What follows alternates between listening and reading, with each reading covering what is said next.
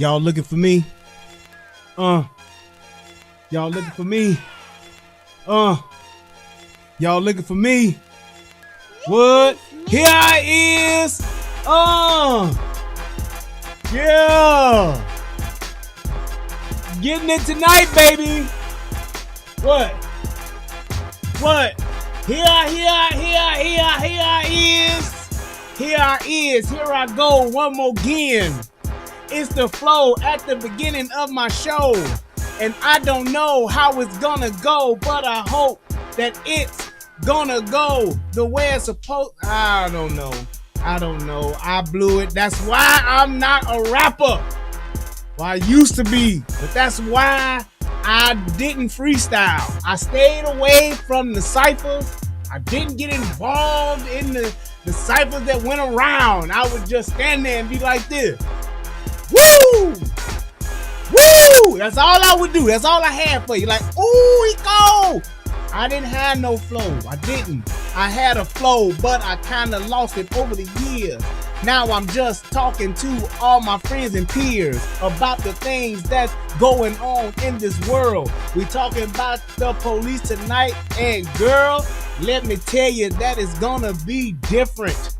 I'm gonna talk about a whole bunch of... See, I lost it again. All right, y'all, let's go ahead and get into this. Tonight is gonna be a hell of a night. Now, yesterday, this shooting came about, and there were a few people asking me. I can't tell y'all how many times I got sent this footage. I cannot count. But I appreciate everybody who sent it. I really do. Shout out to all y'all that sent me this footage. I appreciate it. Thank you so much for making sure I had it. And I'm glad that y'all care enough to send it to me to hear my point of view on this. I have been trying not to talk about this because I wanted this to be as organic as I possibly could have it be. And I can tell you like this. I'm not talking about this from a today's climate point of view. I'm talking about this using facts, using truth, using logic. That's what I do. So I understand that it's a lot of y'all out here that's emotional. I understand it's a lot of y'all out here whose feelings is caught up in this and all that. I'm fine with that. Express yourself, and I'm gonna go over because I actually made another post in regards to this and everything else that's been going on with the police, and I'm gonna go over that too.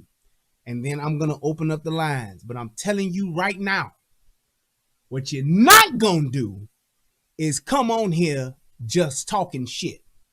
To all the people that's gonna be in the comment section on tonight, this one line of bullshit of just saying something to be saying something, or as we say, typing out loud, I ain't for it tonight.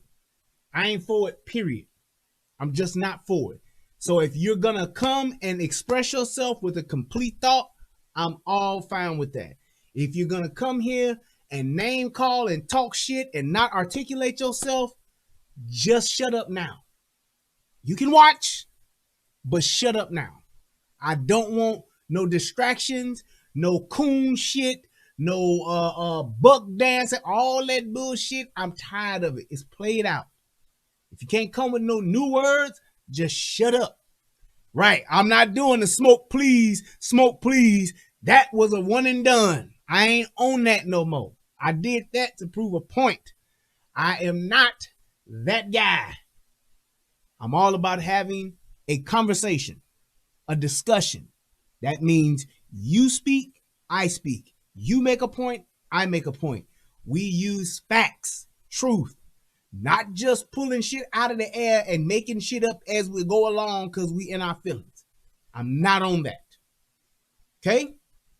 With that being said, let's move right along into my favorite part of the show. Talk to us, baby. Federal law allows citizens to reproduce, distribute, or exhibit portions of copyrighted motion pictures, videotapes, or video discs under certain circumstances without authorization of the copyright holder. Close to myself. This is called fair use and is allowed for purposes of criticism, news reporting, teaching, and parody, which doesn't infringe of copyright under 17 U.S.C. 107. Yeah. All right. Oh, all right then.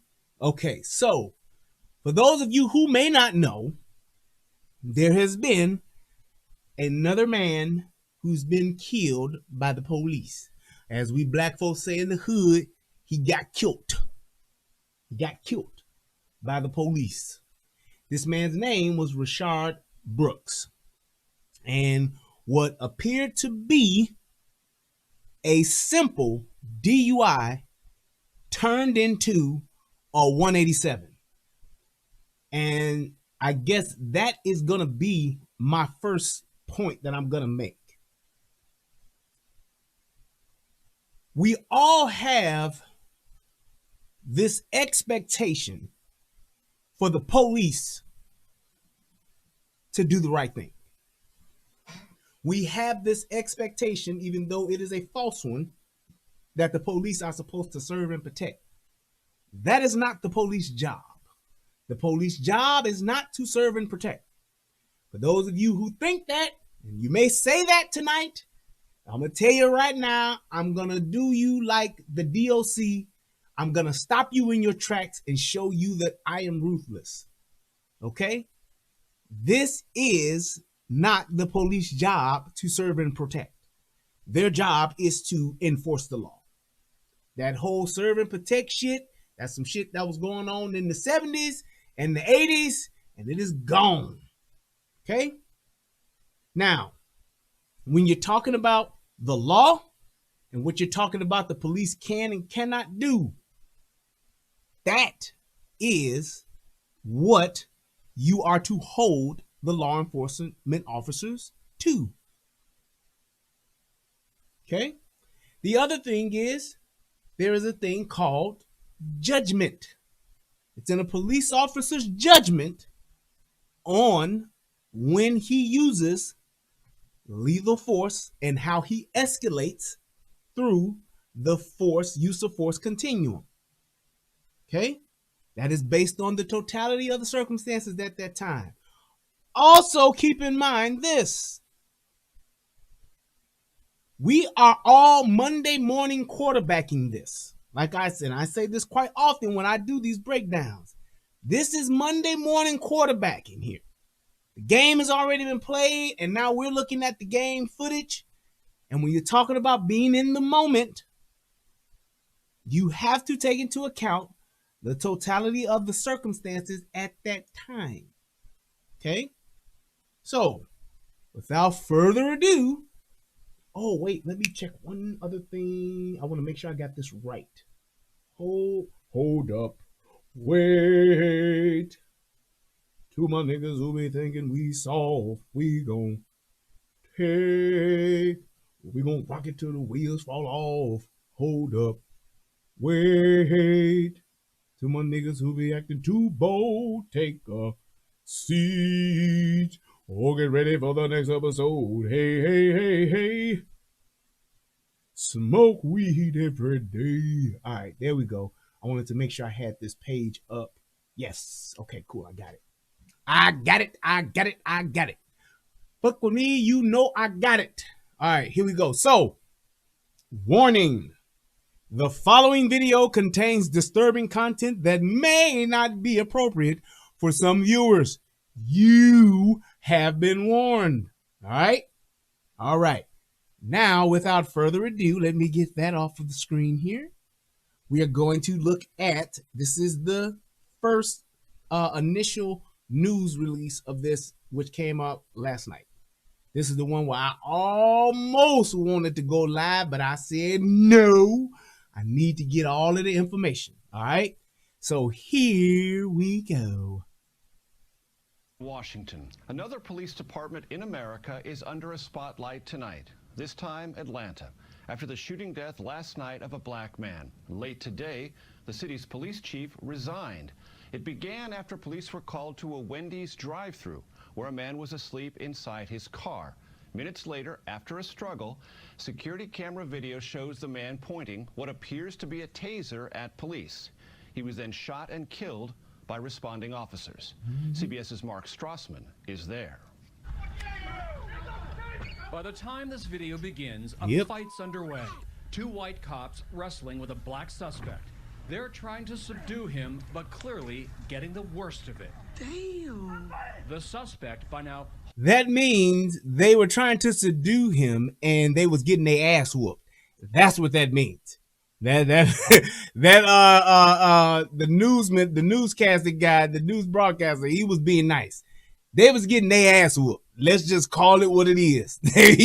he was getting more than the better of them. He was kicking their ass. Just facts. He was beating their ass. Holding one of the cop's tasers, runs. The second officer chases him, firing his taser. Seconds later, out of... Anytime there are two men on one man, and there is a scuffle that takes place, and there is a point where all three of them go down, if the one person who's getting jumped on by those two ever gets back up to his feet, he has kicked their ass. I don't care what nobody say. If two people take down one person and that one person rises back up to his feet or her feet, that motherfucker is winning. Plain and simple. So that's what happened. Camera frame, what sounds like 3 gunshots. Oh! The dead man is 27-year-old Rayshard Brooks. Police say he had failed a field sobriety test.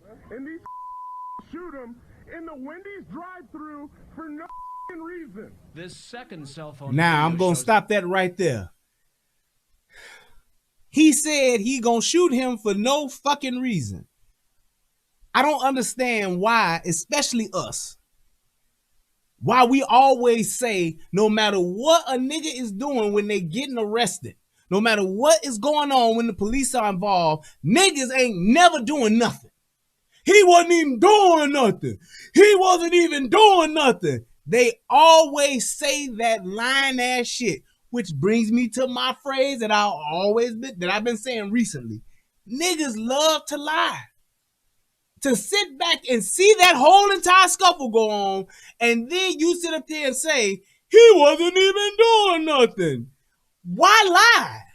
What is the purpose of just trying to... We always talk about, for us, how people and the media, mainstream media, is always they always trying to create a false narrative for us.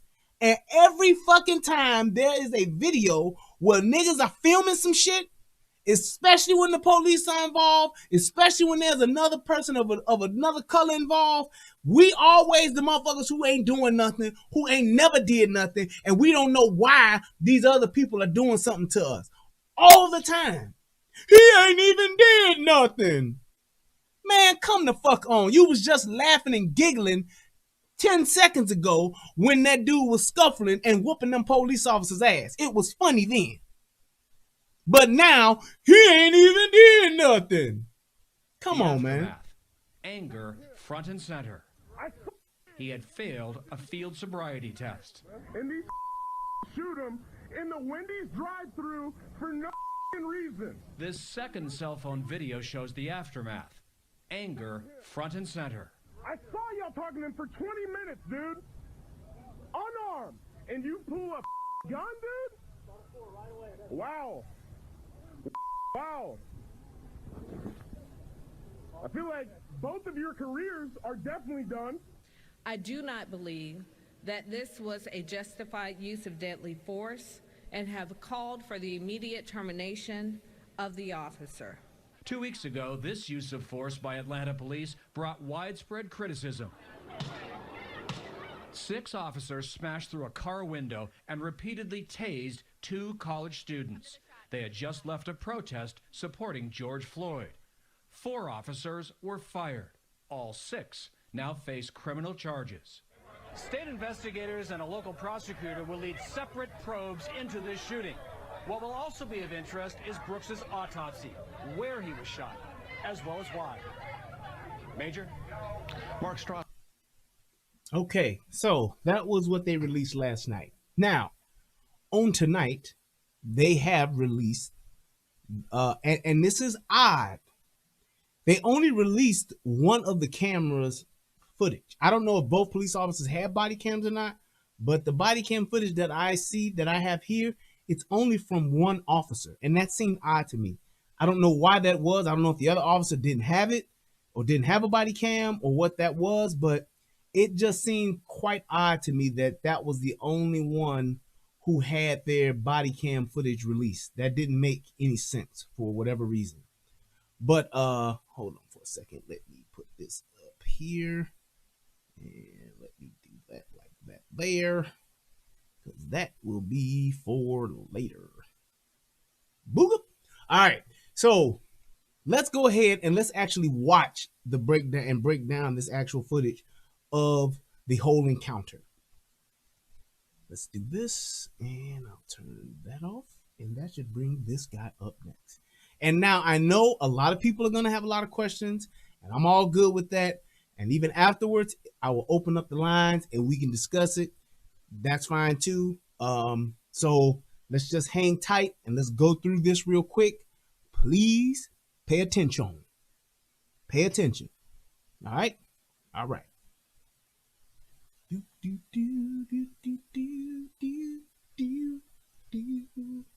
that it?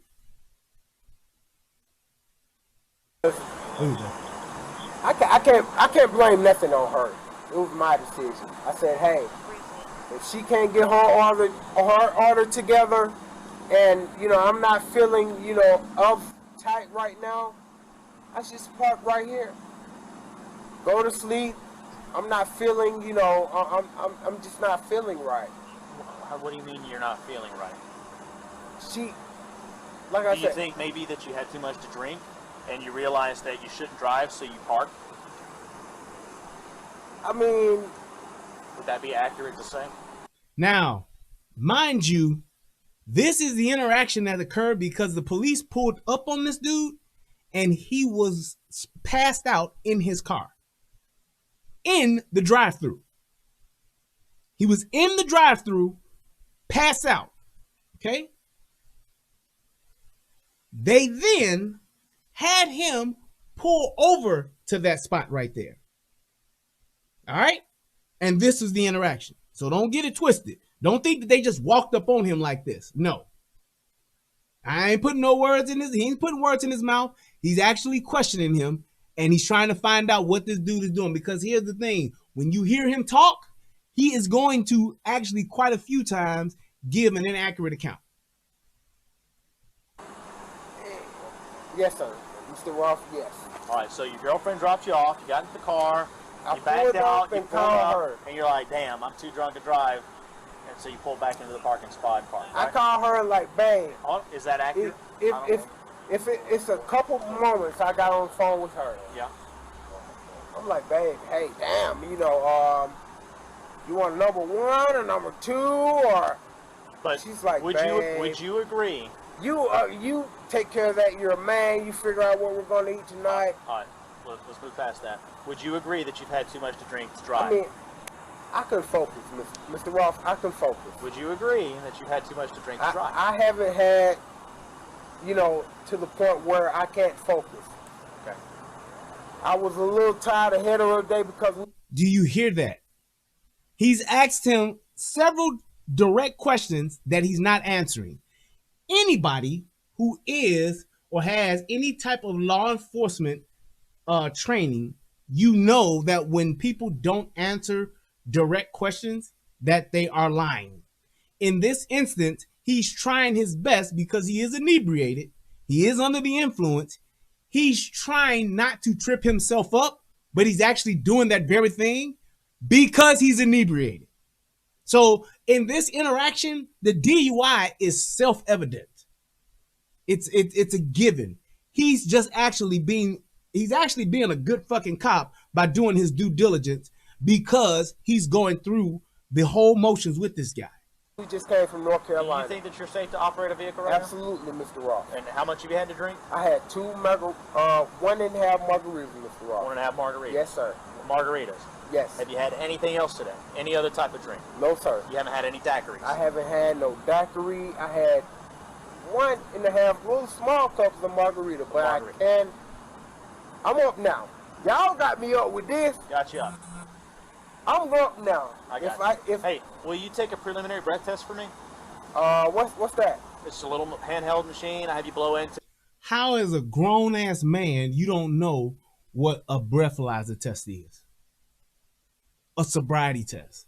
You know how you don't know? Because you are drunk. Do it, and then lets me know if you're positive or negative for the presence of alcohol in your breath. I've been drinking. Okay.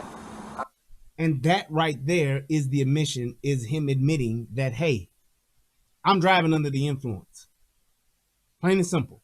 He's admitted that on more than one occasion. So don't try to say he got tripped up or the officer was putting words in his mouth. Nope.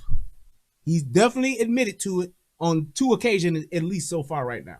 I do say that. Okay. But I'm only going a few minutes down the road. I got you. I'm just asking, will you take a preliminary breath test for me? I mean, I don't know what it is. I just said it's a little handheld machine. Lets me know if it's positive or negative for the presence of alcohol. That's what it's part of my investigation. You know it is the presence. I know. Drinking. I know. I can tell. It's just part of my investigation. But it's like I said, listen, if I have to park this car right here, right now, hold on. It's just a yes or no. We don't need to go back and forth about it. It's just a yes or no. I was looking for. But what if I take this test and I don't care about. I can walk home. I don't have to park. Why would you walk home? I just don't want to be in violation of anybody. I can walk. My sister's house is right here. Do you think that you'd be in violation of something if you were to drive your vehicle? If you know, if that's less possible for me to park here, lock the car up, and do everything that I need to do within the presence of you guys, I can just go home. I have my daughters there right now. My daughter's birthday was yesterday. All right. Hold on, Mr. Brooks. Will you take a preliminary breath test for me? It's yes or no. I don't want to refuse anything. It's yes or no. It's completely up to you. Yes, I will. Okay. Just wait here while I grab it. There you go. Consenting to the breathalyzer test.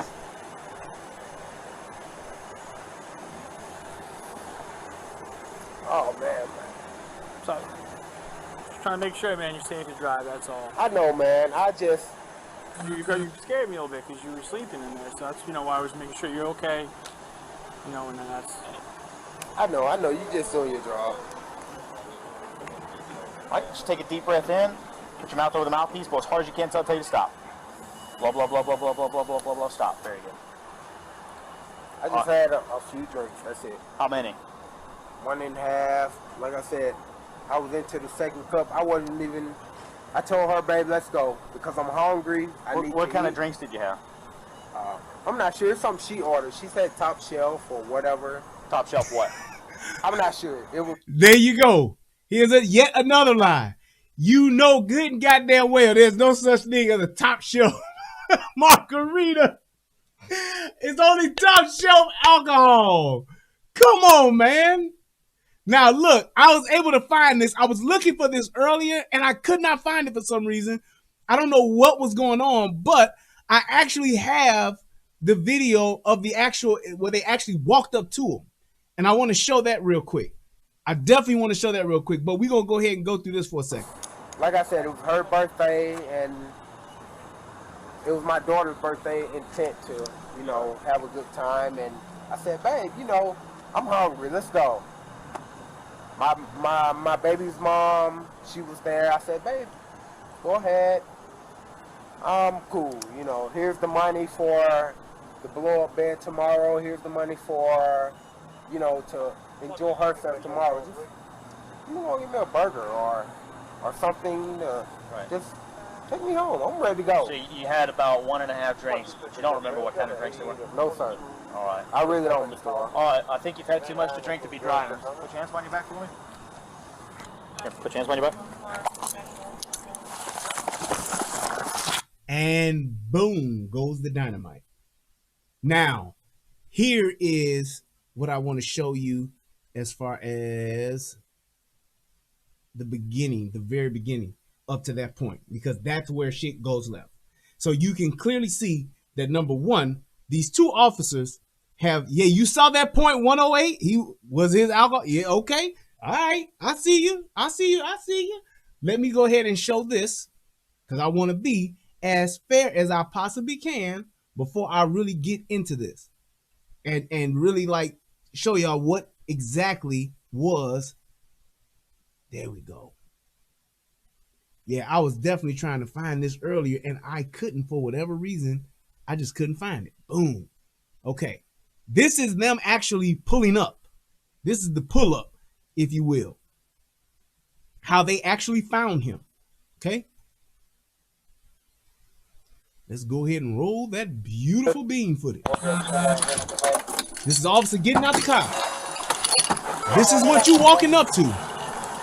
Now you can clearly see right there. You see why those cars are in disarray? That's because he's parked in this white car right here and has fell asleep. He's passed out in the car right there. So people in the drive-thru are literally driving around this dude. And if you see exactly where he's at, he never even got to place an order. That's how fucked up he was. He never even placed his order. All right? He didn't even get to pull up to the microphone to place his order.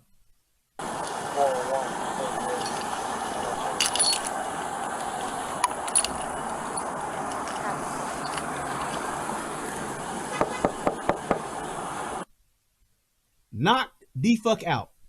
I personally have seen plenty of dudes passed out. And I've also seen cats that have fallen asleep. I'm talking just like, man, I've been working, 18 hours. And I just got off work and I fell asleep at the stoplight. Or I fell asleep at the train. I personally have fell asleep waiting on a train. Pulled up driving on my way home from partying, studio, whatever the case may be. Parked my car, waiting on the train, a big long ass freight train going by, and I done fell asleep.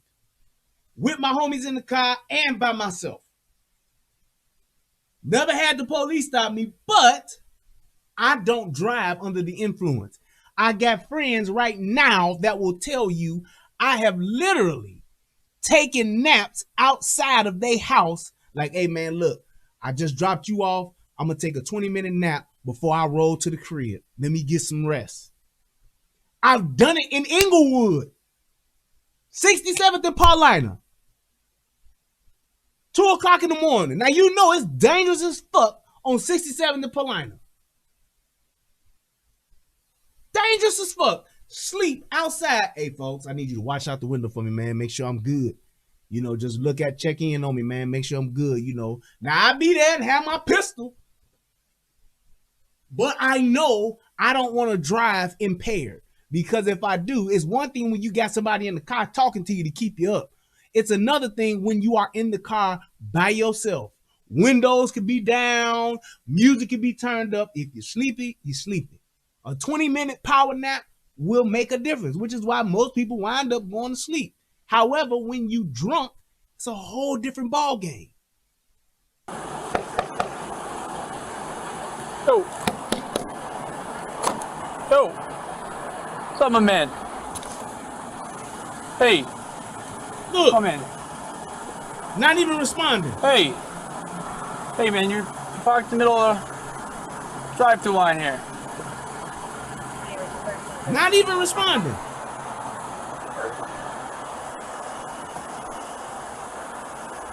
Hey. Copy 41 engine. Sir. 25 westbound at Jones. What's up, man? This nigga is gone. Hey, you're parked in the drive-thru right now. You see his mouth ain't even moved. He's out. He done shifted gears like a motherfucker. Still out. Hey, sir. You right?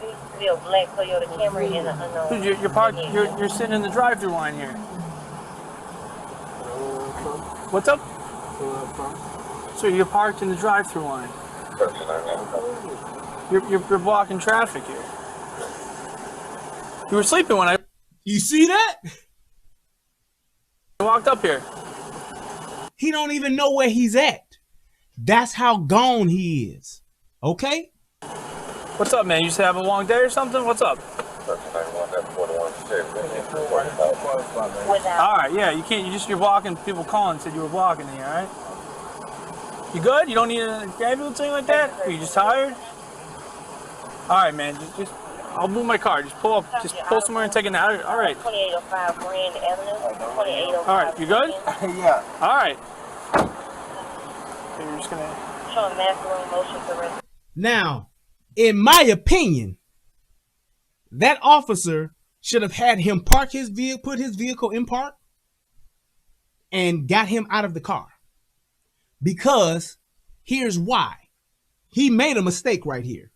Because that dude could have gotten his senses, could have realized what situation he was in, and with him being drunk, he could have either hit somebody because there's clearly vehicles in front of him, or he could have drove the fuck off, which now puts that officer in a police chase. The thing is this, you can't let this motherfucker go.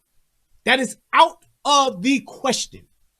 This dude has been asleep behind a motor vehicle.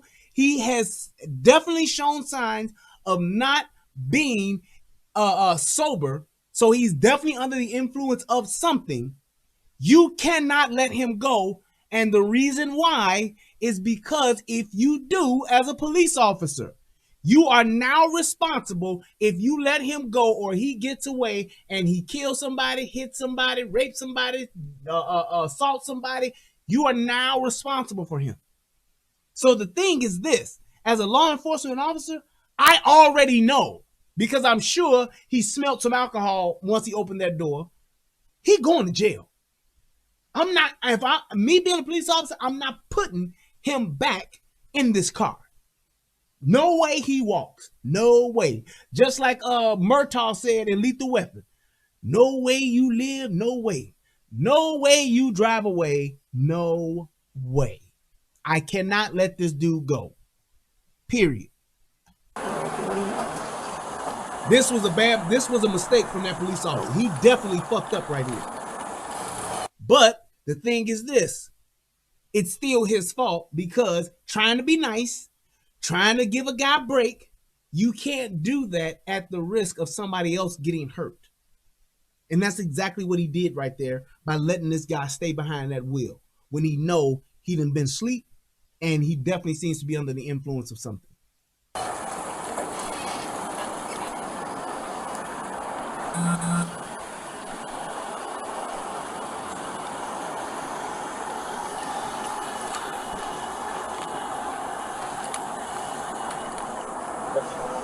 Still don't know what he's doing. My man, it doesn't mean go back to sleep. You gotta move your car.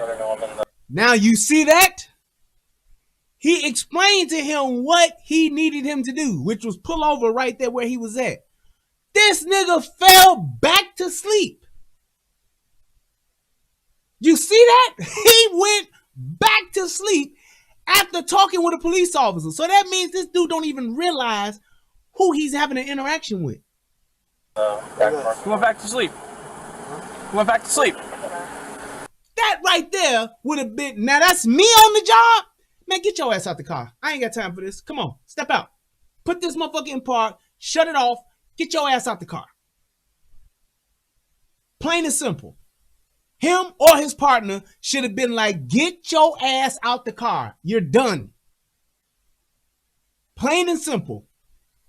But trying to be nice, trying to, as a lot of police officers say, trying to give the guy a break. Fuck that. Do the job, enforce the law. This whole thing about trying to appease people, it will fuck up your career. Do the job and enforce the law. Well, why didn't you just let him pull over? Fuck that. He's operating the vehicle under the influence. That's exactly why I'm not going to let him just pull over. That's exactly why I ain't just going to let him go about his business. I ain't going to let him call his sister, call his cousin, call mama and them. Fuck that. Do your job. He is operating a motor vehicle under the influence. He is clearly not answering questions and or obeying your commands. Get him from behind that fucking wheel now. Like your mama used to tell, like my mama and them used to tell me about my video games being on the big TV. What she say? Get that game off of my TV now. But mama, it's a PlayStation. It ain't gonna mess up the... I don't care. Get that game off of my TV now. Mama, it's the big TV up in the front. It's a good TV. It ain't gonna mess nothing up. I don't care. That game gonna mess up my TV. Get it off of there now. All right, mama, damn. Okay, why don't you move your car into a parking spot, okay? Right now. All right. All right. Don't go back to sleep. Just put over there. I got you. Okay. All right. Thank you.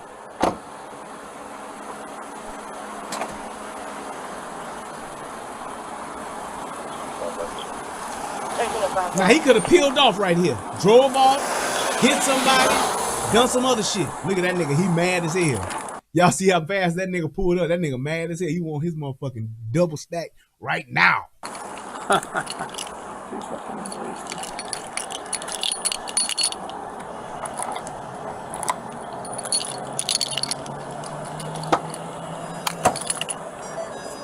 Now he gotta watch him because he didn't let this motherfucker get back behind the wheel. Now he gotta watch him to make sure he don't try no fuck shit and try to bag up off of him and run. That's why he's watching him. He's taking his time. You're at Florida Radio 26.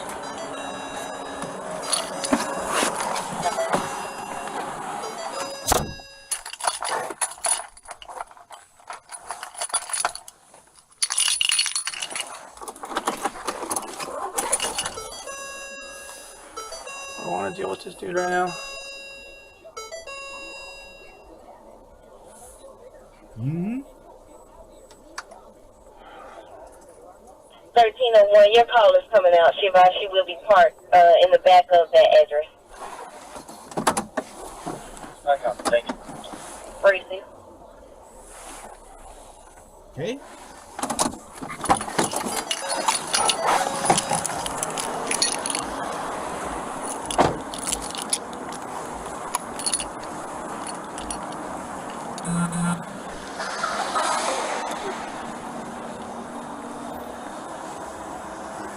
Here we go.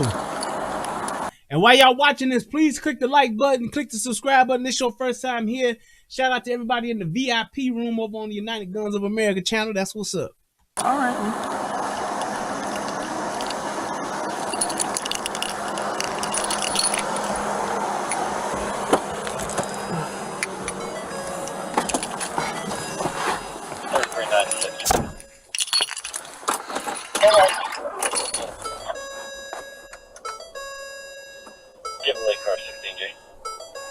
Y'all even watch late cars, 16G out. Roger, pull in, and if you need to stay late, y'all have a good one. Okay, give me on. Copy. 306 radio. 306. If you pull this in George 17, I'll be 16G out. Have a great night. Copy, you too. 307 radio. Go ahead. Now he's running his shit.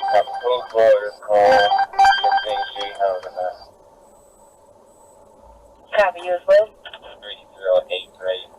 308. Follow you in the police. Negative. 16, I have for that rate. Copy you too. Mm-hmm. Why this dude keep turning his car on and off, I have no idea.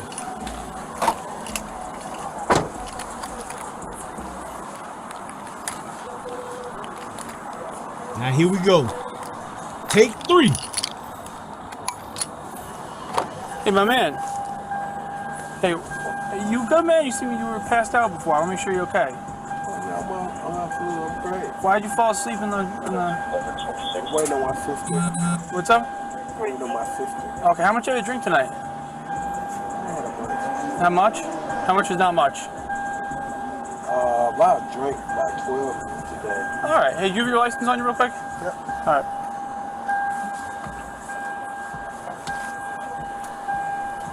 Mm-hmm.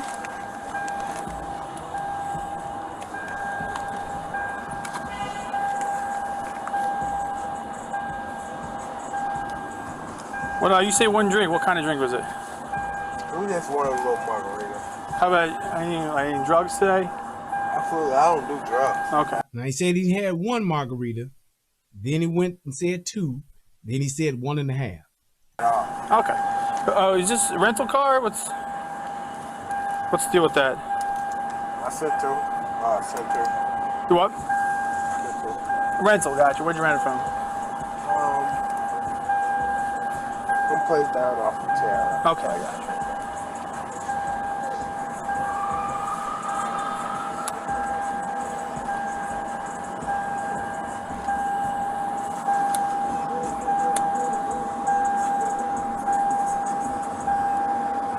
All right, you keep looking for your license, all right? Well, I'm gonna get out. No, just stay in the car for a minute, all right, man? Just stay in the car for a minute. Just look for your license. 304 to radio. So now he should be having backup, should be on the way. All right. Go ahead. We have any available DUI certified officers working in the zone right now. Bam. So he already know. All right, this dude is gonna probably wind up being a DUI. He done said he didn't have something to drink. Plus, he ain't responding to my questions, and he done fell asleep in this motherfucker twice since I found him sleeping in this car twice since I've been here. I have any DUI certified unit code 7.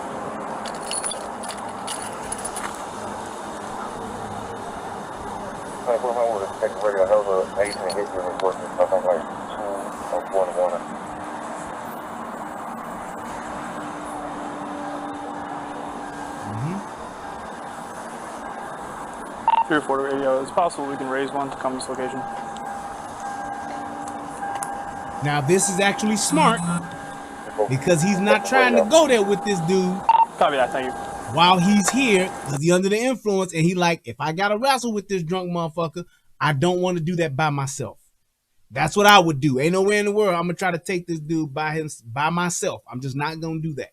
All right, appreciate it. Hey, taxi, kid. 1023, go ahead.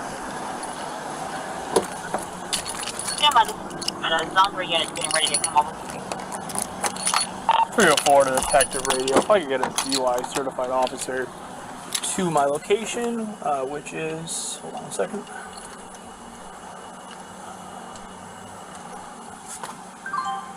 So 125 University Ave Southwest is the Wendy's parking lot. 1023, I copy, you can go to back. And my thing is this: if you notice, this officer is being cool as shit right now. Ain't no, oh, I'm trying to get this black motherfucker, I'm gonna lock his black ass up. There's no aggression. There's no, hey man, I got a hard on for this guy, I'm gonna take him down. None of that. This dude is cool, calm, and professional as shit right now. He done fucked up and made a mistake, but he's still being a good cop right now. 1021 on tag 1. Hey, if I just get a DUI certified officer out here, I got a guy sleeping in the Wendy's parking lot, smelling alcohol.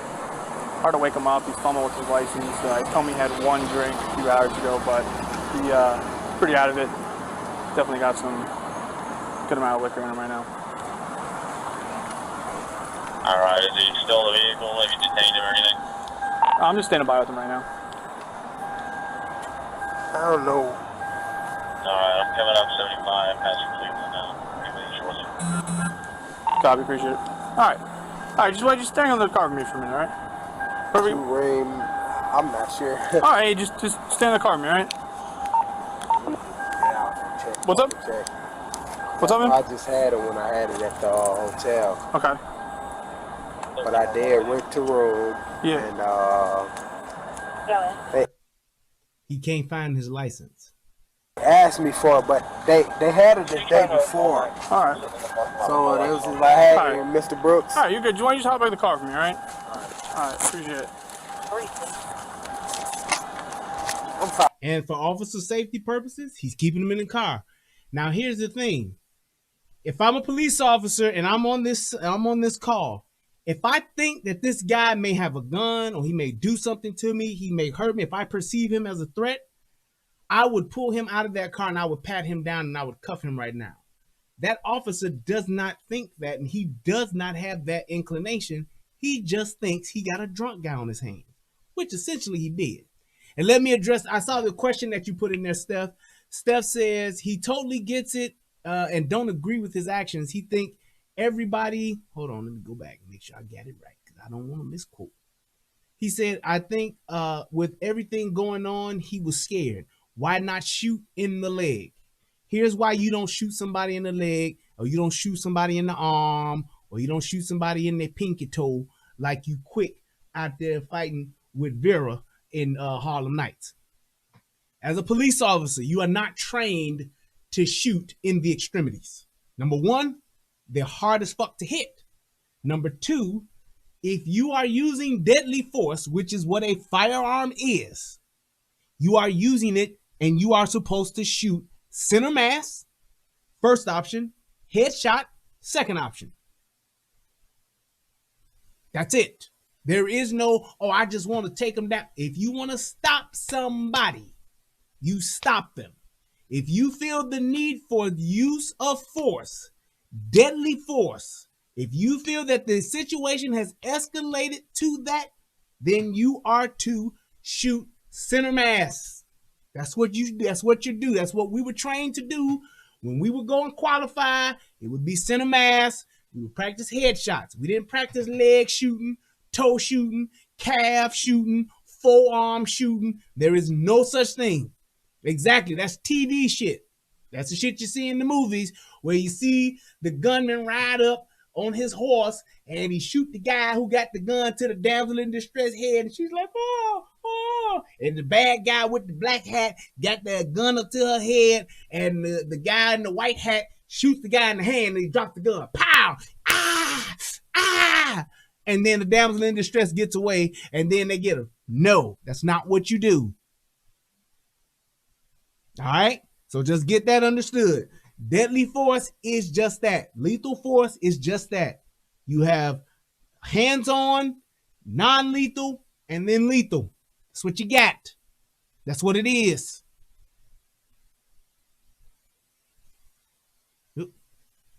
All right, no problem. No, you come in, just... Hey. What's your name, sir? Rayshard Brooks. How do you spell it for me? Raysh. Raysh. ARD. ARD, okay. What's your date of birth? January 31st, 1993. January 31st, 93? Yes, sir. All right. Hang tight 1 minute, all right? I'll be right back with you. All right. 304 to radio. 304. You can put in the notes, DUI certified officers been advised when he's around.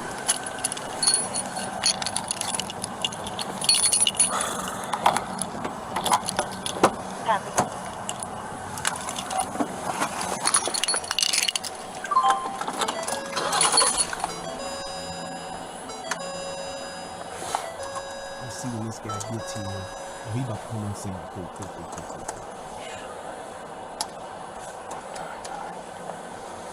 So now he's waiting on a DUI certified officer to actually give him a DUI sobriety test. That's what he's waiting on. And the reason why you do that and why you have DUI certified officers is because, and here's another thing about this. So when you're talking about DUIs are very, very, very difficult to prove in a court of law. They literally have lawyers that specialize in getting motherfuckers off of DUI. DUI lawyers will go and they'll attack your breathalyzer equipment. They'll attack your breathalyzer experience, your sobriety testing experience. They'll fine-tooth comb every inch of your police report to see what you did or what you didn't do. Because if you violate any of those rights, or if you fuck around and misstep or fuck up any kind of way, more than likely that shit is gonna get thrown out. Or the district attorney is probably going to wind up pleading down. Tell you that right now. So they have lawyers that's their forte. All I do is tear apart DUI cases. So I'm just saying that's one of the things as to why they have people like that, like a certified DUI police officer. And they have them come out there because they gonna run it down by the book and go each step so that they can make sure that they're doing their proper due diligence and giving this guy his due process and they ain't violating none of his civil rights. That's why most DUI lawyers will tell your ass, don't ever take a breathalyzer test. They will tell you that. Don't take the test. Don't give a fuck what they let them take you to jail. Don't take the test. They will do that because then it gets in, it's less evidence, and then it's whatchamacallit. It's debatable, so therefore I don't have the evidence to prove it. So it is what it is. See, John Nada just said, yep, $3,000 later, I got my DUI thrown out in 2008. Now you got to pay for that DUI lawyer. DUI lawyer, he costs. But that happens all the time. That's why they tell you don't take the breathalyzer. Because when you do, it's damning evidence. As a police officer, I have the authority to say, if you refuse to take that breathalyzer test, I still have the authority to take your ass to jail because I perceive you to be driving under the influence. And the reason why he should be able to do that is because you don't want to let a guy out who's drunk or who's under the influence of some drug or alcohol, and then he goes and does something else to somebody. He drives his car, or he goes and beats up somebody, or he hurts somebody because it's on you. That's it. See, Marcus Hardison says, did you know the breathalyzer test is inaccurate because the machine only tests the air above the blood? I didn't know that. But a breathalyzer test is just that. It gives you an idea of where somebody is. If you're under the alcohol limit, or if you're close to it, hey, it could be that you're not impaired. But as a police officer, I'm not taking that chance. Go ahead. Detroit 1305 is available. Hey man, just stay in the car. 1305. All right, hey, just stay in the car with me though, all right? I want you to ask me. Okay. All right, man, cool, thank you. My wallet. I said, man, you know, I just had my wallet. Right.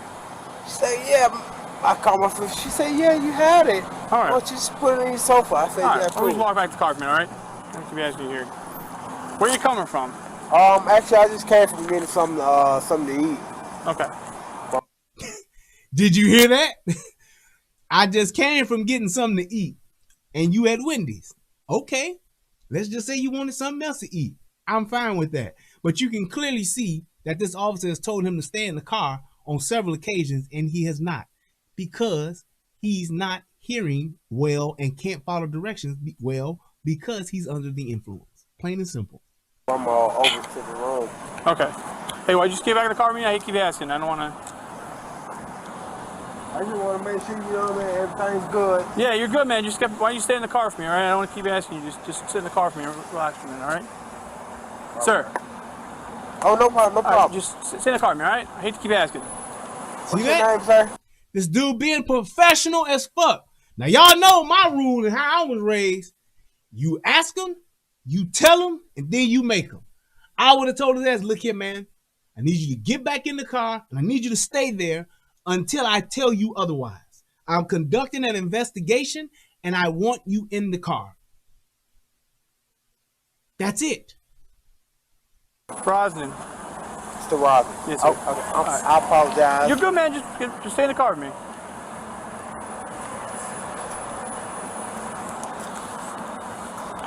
So where are you coming from to get something to eat, you said? Over in Jonesboro. Jonesboro? Okay, so what are you doing here? Something to eat. Again? You just going to something to eat again here? Yeah. Okay. Come on, man. I was trying to see what she wanted, but like I said, she wasn't answering, and like, babe, what do you want to eat? Yeah. She's like, I don't know. All right, hey, why don't you hop in the car with me, all right? Just relax. Thank you, Big Mo. My man, Big Mo, who's in law enforcement. He said a breathalyzer is part of field sobriety testing. You cannot use a PBT alone for arrest unless they refuse. Boom. It's the car. What are you? You here for a visit or what's? I'm visiting. Where are you visiting? My mother's gravesite. Oh, I'm sorry to hear that. Yeah. How long has she passed for? It's been probably about a year and a half now, but. Okay, I'm sorry to hear my that. birthday's just passed, and my girlfriend's birthday just passed. But I went to visit her, and all right. We decided to eat Burger King tonight, and hey, this happened. Right, I hear you. Nigga said Burger King, and he's at Wendy's. I say, babe, what's going on? Right. So here's what we're gonna do. We're gonna talk to this officer here for a minute, and then we'll be good to go. Okay? Oh no problem. All right, thank you, sir. All right, Field stay in the car. sobriety Stay right test there. officer is now on the scene. Hey, what's going on? Here we go. So, found him passed out in the parking lot. He's sitting here. So he was in the drive-thru? Yeah, he's on. Car's on. Took me like a few minutes to wake him up. Kept knocking. Opened the door. Like shook him. Woke up super groggy. Got pretty good smell of alcoholic beverage coming out of the car. Eyes were watery, glassy. Started his words. Wasn't sure where he was. And he's telling me he had one drink. He said earlier.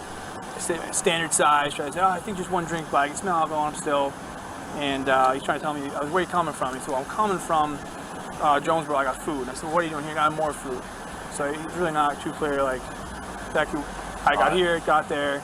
But I mean, he's learned his words. And so this was a 911 call, right? Yeah, the drive-thru called it in. So somebody called because he was in the drive-thru. He just passed out in the car. Passed out in the drive-thru. Yep. Okay. That's where I found him. Had him pull over. Yeah, I had him move out of the way, and then when he pulled up, he actually hit over the curb onto the grass and like backed it up. Okay. So I as I leave him here, he's just gonna drive again. You know? Sure, absolutely. All right, let me go talk to him. All right. You have his ID? Yeah.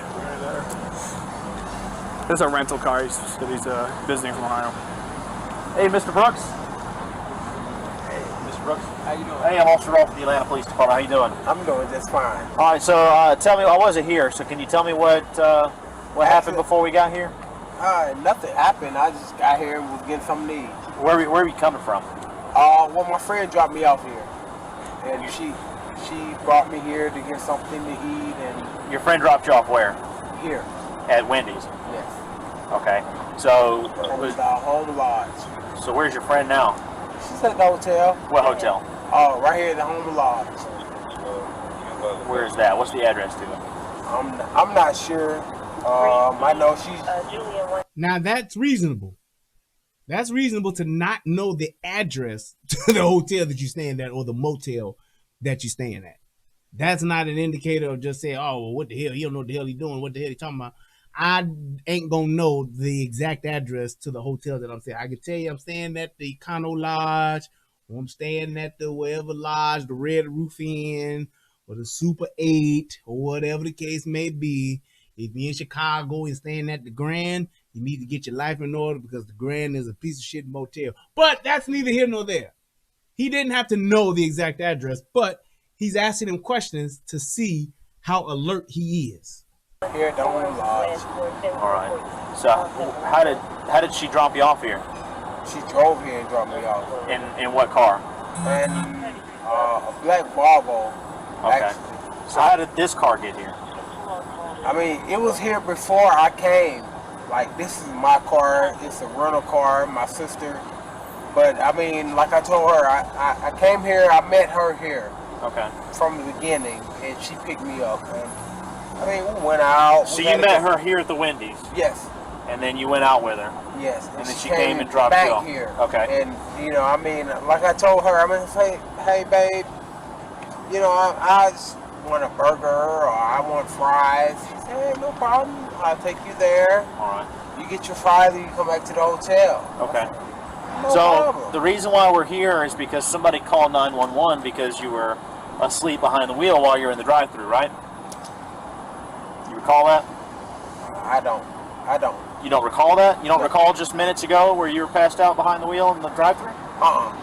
You don't recall that at all? Absolutely, I don't. Just complete blur. I wasn't driving. Like I said, I just drained my girlfriend. She probably was sleeping, but like I said, babe, I want French fries. So far as I'm aware, you're the only person that's been seen in this vehicle, right? Yeah, one person.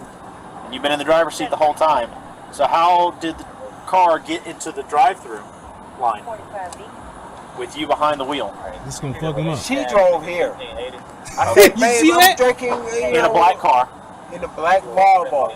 And you got into your car. I said, hey, you know what? No problem. I'll just meet you at the hotel. Okay. And she said, All hey, right. get out. Hold on. So after she drops you off here, in her black car, your car was parked where? Here. Okay. So how did your car get from here to the drive-through line? I never moved. So how did it get there? It never did get there. I told you I was in her car. Do you hear this guy? So he has completely forgotten not one, but the two interactions that this guy had with the police officer while he was asleep or passed out in the drive-thru.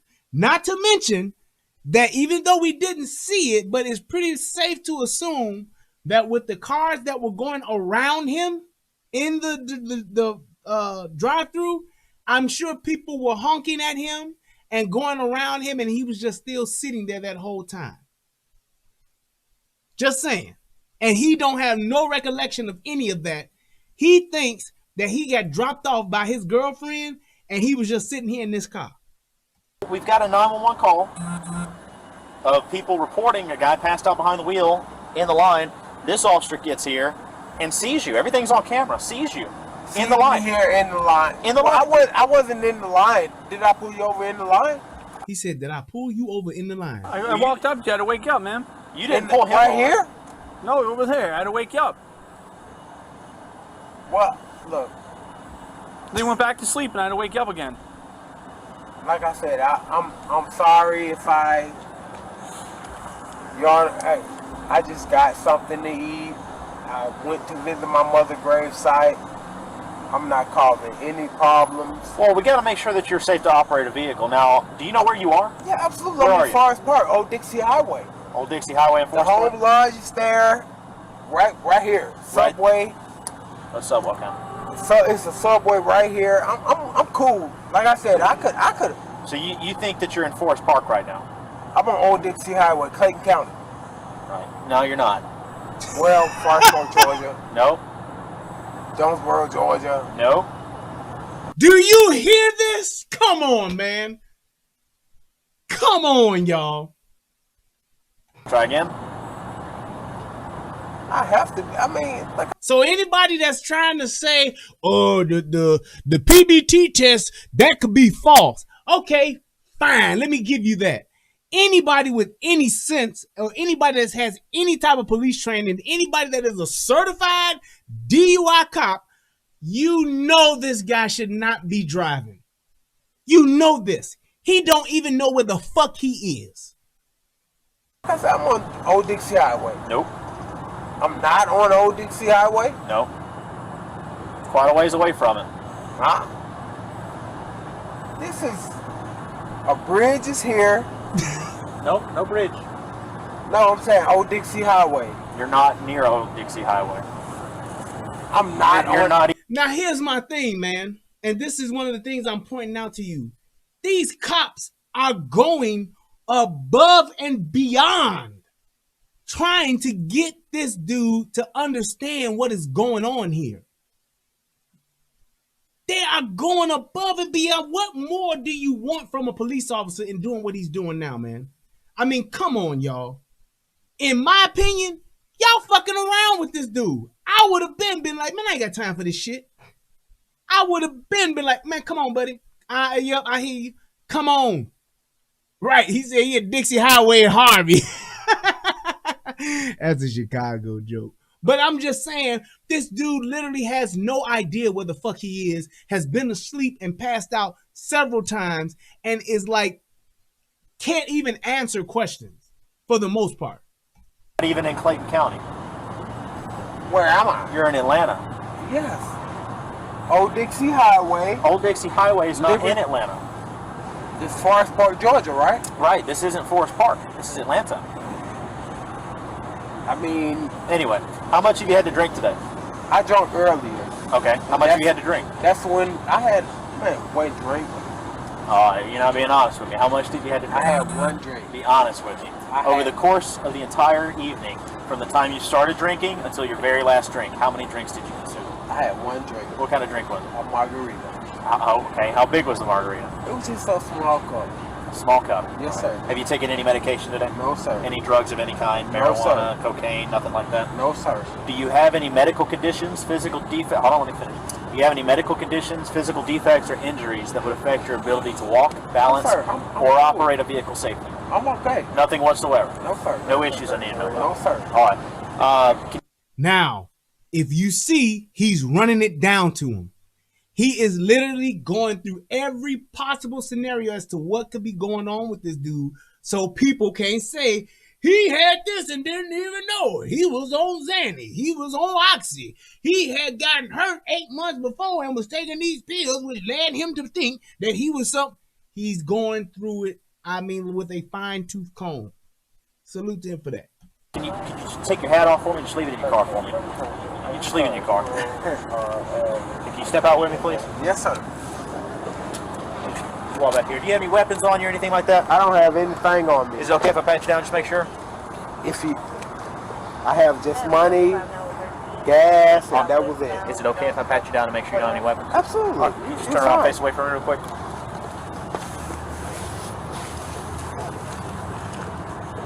What is this? I don't know about the other cop, but I know that the cop that did pull the trigger, I know he got fired.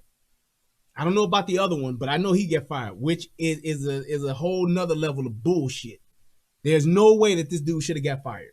And I hope that he sues the fucking police department and the city has to pay him a shit ton of money. I really do.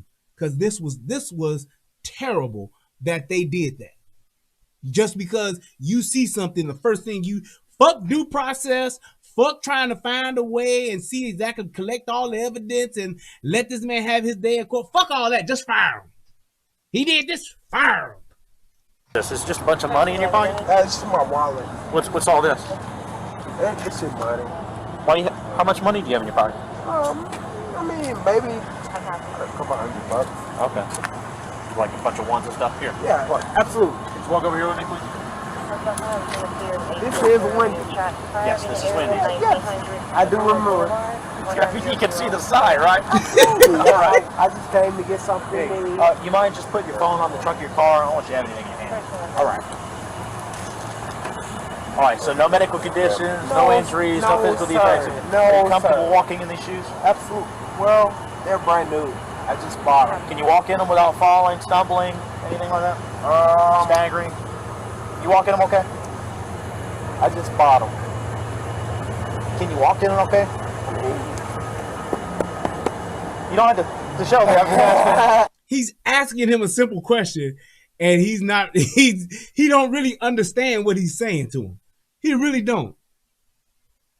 Are you comfortable walking in the shoes? I mean, they are comfortable, but I'd just like to do some field sobriety tests, and if you'd prefer, you can keep them on. If you're more comfortable with it, you can take them off.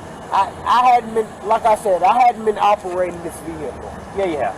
All right, so. You know, so she came here, I got in the car, she parked. I have no problem. Like I said, I was just trying to get me something to eat. Okay.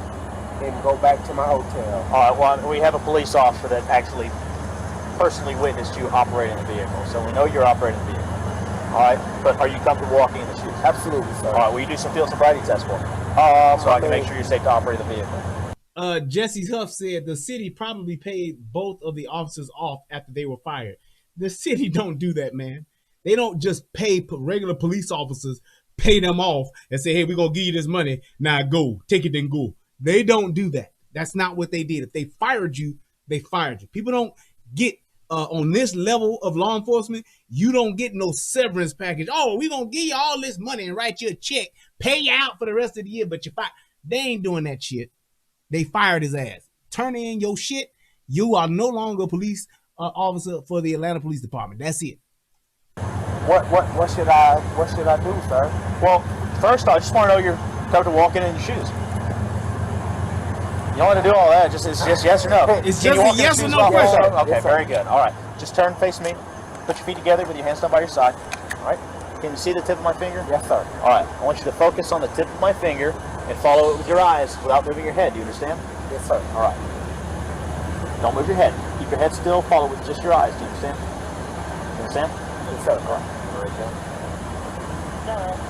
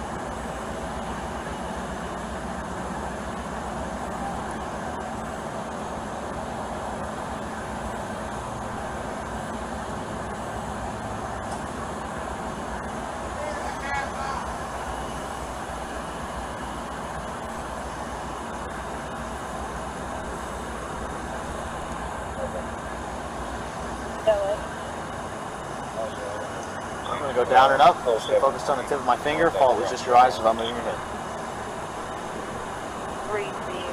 It's going to be a silver Chevy Equinox that needs to be removed from There you go. Say, Brian, is it true the police let a person take their weapon that they will be fired? I've never heard that. That if a person takes their weapon from them, they will be fired. Can you stand where my light is? Stand with your feet together, hands down by your side. Don't start anything until I tell you to. Do you understand? I want you to imagine a straight line coming out from your left foot. Take your right foot, put his heel to toe in front of your left, just like this.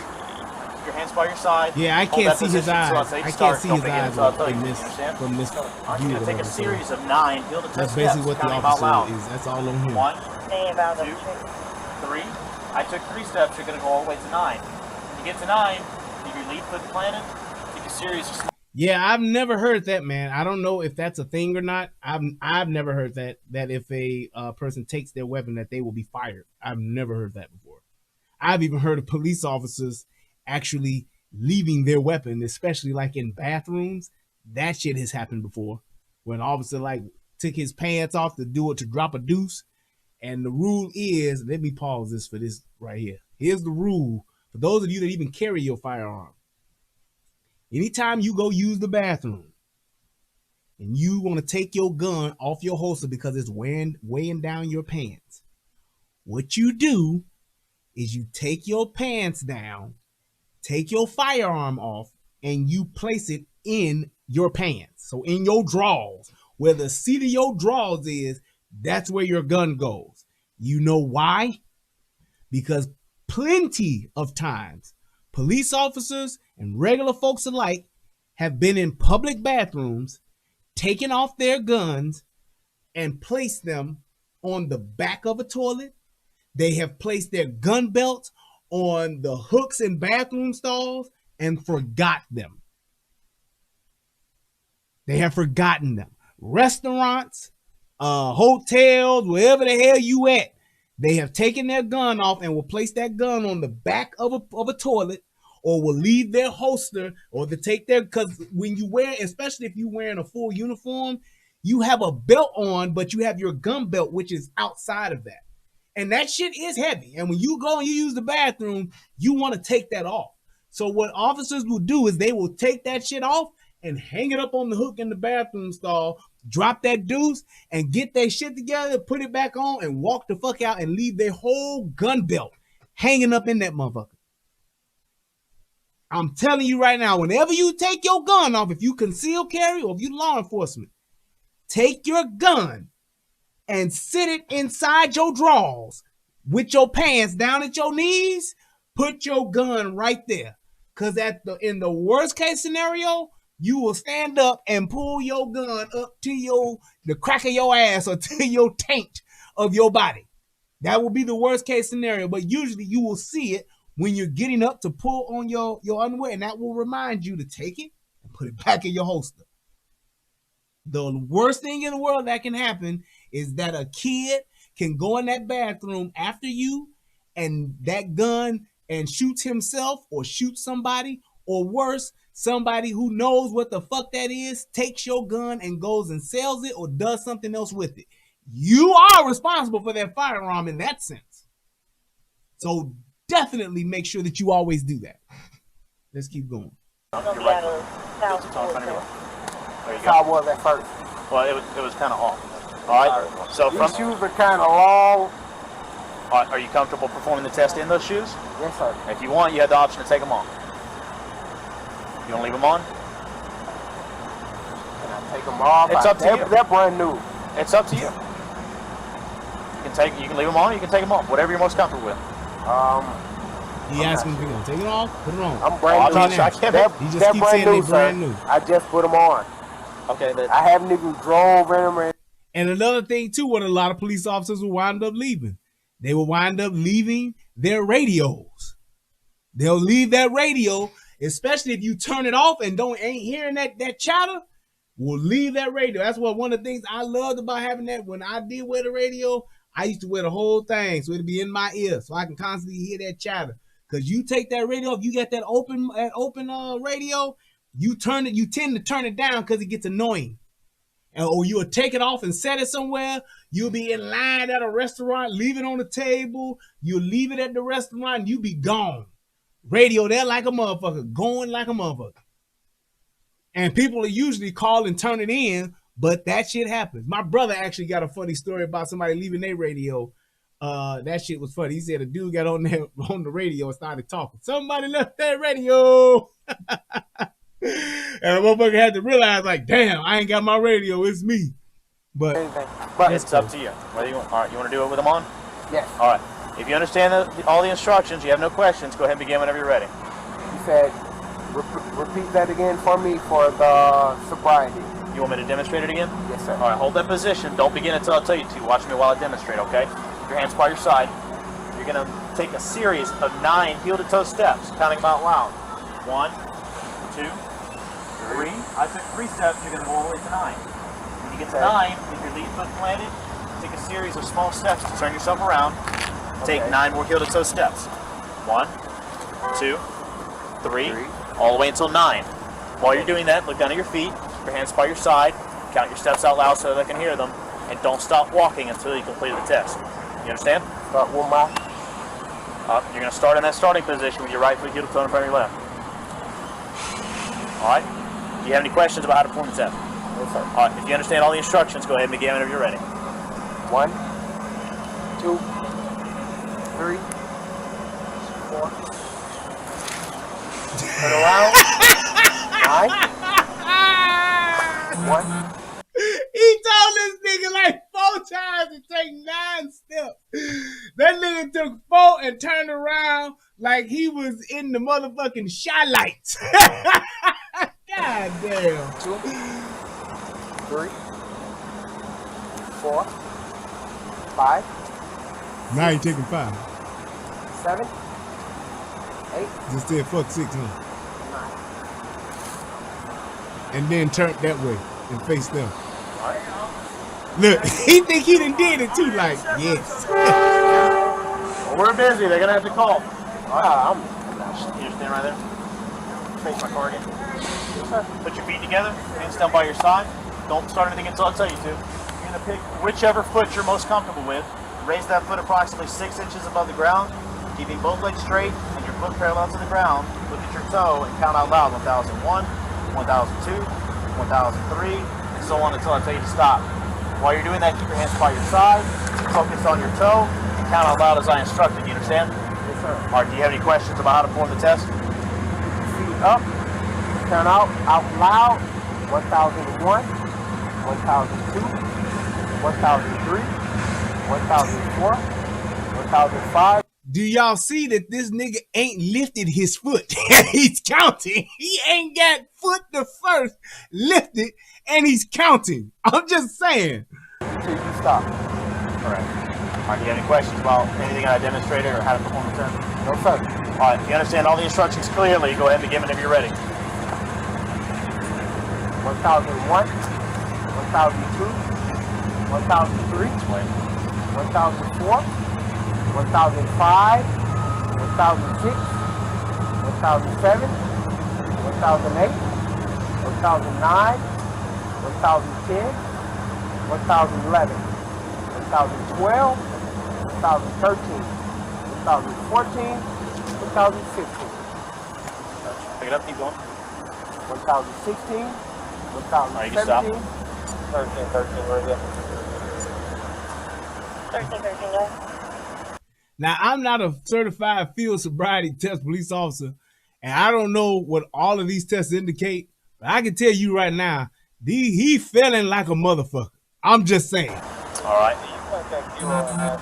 On a scale from 1 to 10, with 1 being completely sober and 10 being very impaired, how do you feel right now? I feel kind of good, sir. I feel, you know, I'm knowledgeable of everything that's going on, and he asked him a simple question and said, what's your number? And this motherfucker said, I feel good. Like I said, I mean, 1 being completely sober and 10 being very impaired, how do you feel right now? I feel kind of good, sir. I feel, you know, I'm knowledgeable of everything that's going on, and like I said, I mean, if I just came to get something to eat, you know, and I have people that verify, they made their order. I'm here right at the hotel Home Lodge Inn. You know, it's probably about maybe 2 minutes away from here. Did you understand what I asked you? Did you understand the question? Repeat it again for me. On a scale from 1 to 10, with 1 being completely sober and 10 being very impaired, how do you feel? I'm 10. I'm very impaired. You feel very impaired? Absolutely. I'm okay. Did you hear that? He said on a scale of 1 to 10, with 1 being sober and 10 being impaired, what do you feel? The guy said, I'm a 10. I'm impaired. I can do whatever I order. I'm here right, you know, it's probably about maybe 2 minutes away. Listen again. Did you understand what I asked you? This is the second time he asked. Question. Repeat it again for me. On a scale from 1 to 10, with 1 being completely sober and 10 being very impaired, how do you feel? I'm 10. I'm very impaired. You feel very impaired? Absolutely. I'm okay. I can do whatever. Like I said, I can make it happen, sir. I don't think that means what you think it means. So, 1 being completely sober, haven't drank anything, and 10 being hammered drunk, how do you feel? I'm 1. On a scale from 1 to 10. I'm 1. You feel completely sober. Like I said, I just woke up. You don't feel the effects of the alcohol that you had whatsoever. Absolutely not. Not I can make it. I can make it wherever I need to be. I'm right here. Like I said, I'm Home Lodge, sir. Home Lodge isn't close to here. It's right behind the Home Lodge right here, ain't it? Where do you? Mind you, this is a 27-year-old man talking like this. I think you are right now. I'm on Old Dixie Highway. You're not on Old Dixie Highway. Well, I'm not on Old Dixie What Highway. city do you think you're in? Just She bought me Fucked him up. We have 9 pendants, Saying 1 car, that 2, signal 35 at 17. I was on Jonesboro. I have a couple So of what city are you in? Atlanta. Atlanta. Yeah, yes, sir. On what road? McDonough Boulevard. No. Nigga said McDonald's Boulevard. Man, come on. All right, so let's go back. How much have you had to drink? She was drinking. Like I said, she brought me here. I don't know who she is. I don't care who she is. I said, how much have you been drinking? Just a couple. That's one. I had 1.5. That was it. So, is it a couple, or is it 1, or is it 1.5? When I got to the half, I put it away. I said, babe, let's go. I feel, you know, I need to make it home. So and 1.5 drinks. Yes, sir. All right, of what? It was just a daiquiri. A daiquiri. Yes. 1.5 daiquiri. Who's trolling right now? No brass. He said what? Yeah, absolutely. So It was just this It was just a daiquiri. A daiquiri. But nothing else. Nothing else. Only a daiquiri. Only. You haven't had a margarita or anything? No. It's just like the green food. All right. So Shadow says, call the paramedics if he's admitted to being impaired. It's a medical issue. Wrong. Just because you're drunk, that does not mean you need the paramedics to come. That's if they feel that you are what do they call that? If you have alcohol poisoning, which means you drank so much that you're ready to pass out. Shout out to my man Keith Keller, who got hammered and he had actual alcohol poisoning at the White Sox game. Shout out to you, Keith. I hope you're watching. I love you, boy. But no, just because you are under the influence does not mean that they call the paramedics. That don't mean that. No, sir. So you are incorrect with that. That's the reason. But like I said, if I called it, I never intend to, bring anybody into problem. I just wanted me a burger. So, but no margaritas at all today? No, just a daiquiri. Just a daiquiri. Yes. So now he done went from a daiquiri, from a margarita to a daiquiri. And you haven't drove your vehicle at all? You say you caught me in the... Right there. I woke you up, and then I said, you need to move the car, and then you said, okay, then you went back to sleep. Then I opened your door again, I had to shake you, and you woke up, and then I asked you to move the car over there. That's the BP by the Marathon Jonesboro Road. This is University Avenue. Yes. Very good. This is University Avenue. Yep. I grew up here. Okay. Nah, she's my girlfriend. Okay. She left off. I said, babe, I'm gonna get Wendy's and I'm gonna go back to where. That's what I asked you was, have you drove that vehicle? I mean, probably from the point of the drive-through to here to park. Okay. And how did it get into the drive-through? She pulled out. I pulled out from here where this red car was. I remember this red car pulling out. So it got into the drive-through because you drove it into the drive-through, correct? I mean, if you caught me in the drive-through, then I didn't drive here.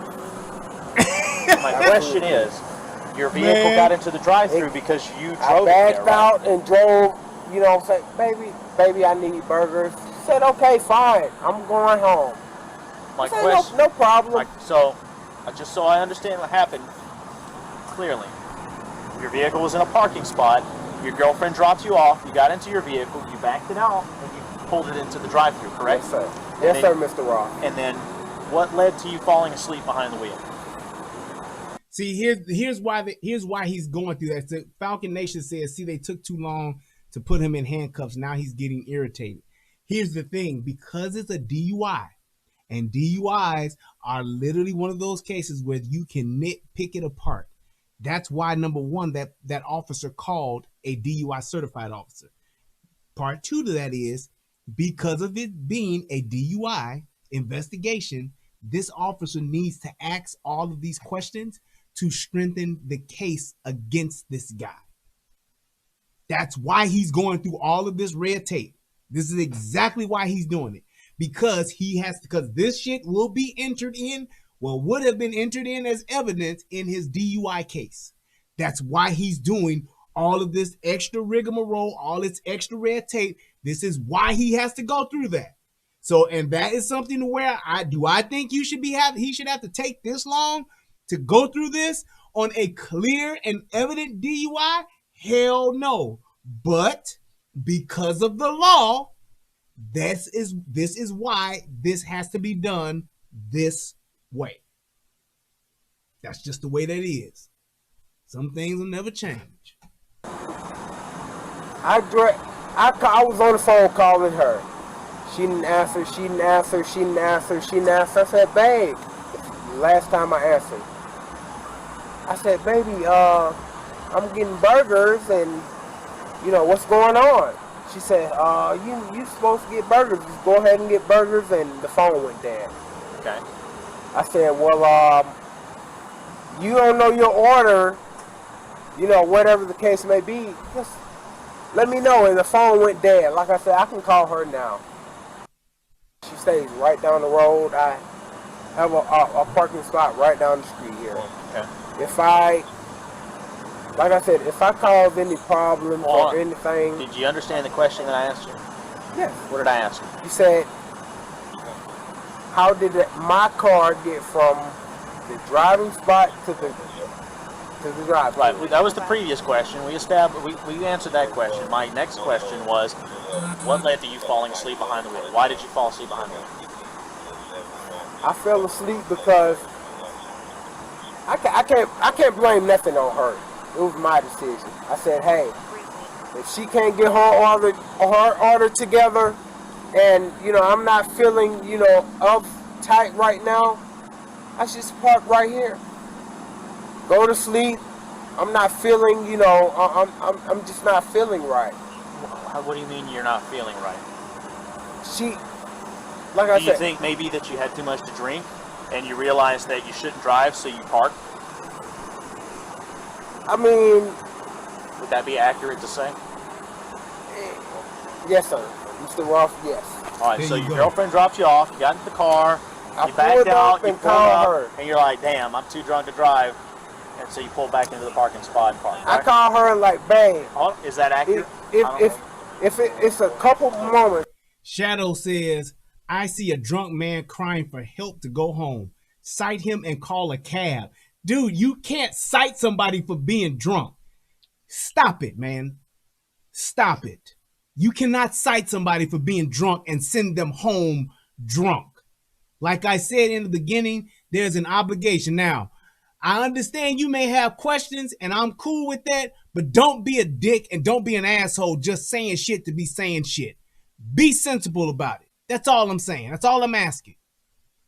If I got on the phone with her, yeah, I'm like, babe, hey, damn, you want number one or number two, or? But she's like, would you agree? You take care of that. You're a man. You figure out what we're going to eat tonight. All right. Let's move past that. Would you agree that you've had too much to drink to drive? I mean, I can focus, Mr. Ross. I can focus. Would you agree that you've had too much to drink to drive? I haven't had, to the point where I can't focus. Okay. I was a little tired ahead of the day because we just came from North Carolina. Do you think that you're safe to operate a vehicle right Absolutely, now? Mr. Ross. And how much have you had to drink? I had 1.5 margaritas, Mr. Ross. 1.5 margaritas? Yes, sir. Margaritas? Yes. Have you had anything else today? Any other type of drink? No, sir. You haven't had any daiquiris? I haven't had no daiquiri. I had 1.5 little small cups of margarita, but I'm up now. Y'all got me up with this. Got you up. I'm up now. Hey, will you take a preliminary breath test for me? What's that? It's a little handheld machine. I have you blow into it, and that lets me know if you're positive or negative for the presence of alcohol in your breath. I've been drinking. Okay. I do say that. Okay. But so you see that this officer, and I'm telling you right now, kudos to him. He didn't walk this shit down. I don't know what it is. To a science. Like you said, it's a little handheld machine. It don't get no clearer than this with a person who's under the influence. You know it's the presence. He's asking this guy to take a breathalyzer, but all of the questioning, the actual field sobriety test that he's giving him, now he's about to give him a PBT test. All of this shit he's done with this guy being drunk as shit, the amount of patience and professionalism, how in the fuck do you fire? I don't know if he's the one that got fired or not, or if he's the shooter or not, but how the fuck do you get to that point to where you don't support a police officer like that? Come on, man. That's beyond professionalism and doing your job and enforcing the law. If that's less possible for me to park here, lock the car up, and do everything that I need to do within the presence of you guys, I can just go home. I have my daughters there right now. My daughter's birthday was yesterday. All right. Hold on, Mr. Brooks. Will you take a preliminary breath test for me? It's yes or no. I don't want to refuse anything. It's yes or no. It's completely up to you. Yes, I will. Okay. Just wait here while I grab it. There you go. So he's asked him several times, and the guy's now said yes to taking a breathalyzer. All right. So I don't know what else that needs to be done for this guy to show that this isn't racial. This ain't a thing where he black. That's why they did this to him. This is not that. You know, and then that's. I know. You just doing your job. Right, just take a deep breath in. Put your mouth over the mouthpiece. Blow as hard as you can until I tell you to stop. Blah blah blah blah blah blah blah blah blah blah. Stop. Very good. I just had a few drinks. That's it. How many? 1.5. Like I said, I was into the second cup. I wasn't even. I told her, babe, let's go because I'm hungry. What kind of drinks did you have? I'm not sure. It's something she ordered. She said top shelf or whatever. Top shelf what? I'm not sure. It was, like I said, it was her birthday and it was my daughter's birthday in 10. And here, let me use what Sko just said. Sko971 just said. He said, lost a brother I never got to meet because of a drunk driver. So fuck you all who are defending him. Shadow, that's why you don't call the paramedics to come for a DUI. That's exactly why. Because if this happens and they let him go, or he gets away from the paramedics, or they let him, or like if he would have drove off and did that exact same thing, those officers would be liable and they would be held responsible for anything that this guy did if they let him go. So that's why you don't just get him some help and let him go on his way with a ticket. To, have a good time. And I said, babe, I'm hungry. Let's go. My baby's mom, she was there. I said, babe, go ahead. I'm cool. Here's the money for the blow-up bed tomorrow. Here's the money for, to enjoy herself tomorrow. Just, give me a burger or something. Yeah, he needs help, Shadow. But right now he's breaking the law. So he needs to be arrested. That's how this goes. That's what law enforcement is. You enforce the law. It is illegal. It is illegal to drive and operate a vehicle while under the influence of alcohol or drugs. So the fact that he did that, he has broken the law, and now he needs to go to jail. Period. That's how it goes. That's what the law is there for, to prevent things like what happened to Sko, a family member, his brother, that he never got to meet. That's why there's a law in place for that. So he needs help. Yeah, he gets it after he's been brought before a judge. He gets it after his arraignment. He gets help for his alcoholism, for his alcohol abuse, whatever you want to call it. He gets all of that after he has been held accountable in a court of law. That's how that works. You don't get to go stab 40 people and then say, I need help. And then we just go and take you to a psychiatrist. No, motherfucker, you have to go and get brought before a judge, and you have to serve your time, have your day in court, get your due process and all that good shit, and then you pay your debt to society. And along the way, if you can get some help, fine. But you don't get off the hook because you need help. That ain't how this shit works. Take me home. I'm ready to go. So you had about 1.5 drinks, but you don't remember what kind of drinks they were? No, sir. There go another one. Be new. I lost my dad when I was 12 due to a DUI driver. This dude right here is just that. All right. I really don't understand. All right. I think you've had too much to drink to be driving. Put your hands behind your back for me. Here, put your hands behind your back.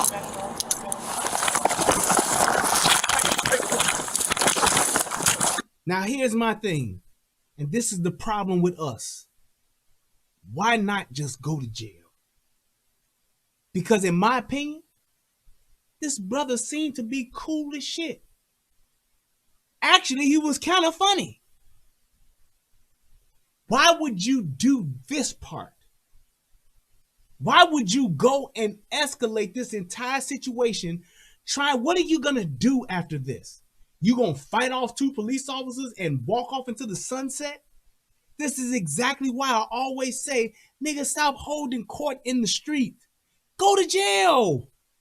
Get you a DUI lawyer, pay your $3,000 or your $20,000, whatever you gotta pay, and be responsible and accept accountability for what you've done.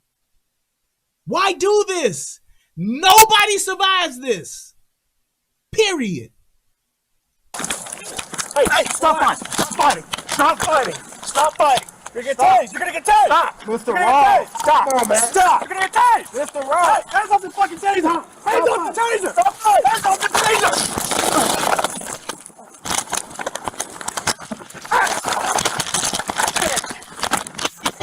Exactly. They have his information. They know who he is. He's not getting away. He's not getting away. And here's the other thing about this. A taser is a non-lethal weapon. However, it does incapacitate. And this is where we get into the realness of this whole situation. A taser is not, it is a non-lethal weapon, but it does incapacitate. You do not have the right to incapacitate a police officer. I don't give a damn what you think it's for. I don't give a damn for what reason. You do not get to use any force, lethal, non-lethal, or hands-on with a police officer. Period. I don't care if you're drunk, high, or whatever the case may be. You don't get to do that. You are breaking the law. You don't get to resist arrest when a police officer is placing you under arrest. These guys spent 30 plus minutes with this dude. 40 plus minutes with this dude, trying to give him a full, complete sobriety test and give him his due process. A police officer was above and beyond testing this guy. He failed miserably. Not kind of close. Not he almost did. He failed miserably. He's supposed to go to jail. You do not get to fight the police. You do not get to tase the police, pepper spray the police, beanbag the police, rubber bullet the police. You don't get to hit the police. He does he don't have a pepper spray or a beanbag or rubber bullets, but he strikes a police officer and he points the taser at him. I don't know if he actually tased him or not, but he points the taser at the police officer. That is a threat. Stop fighting! Got my fucking taser.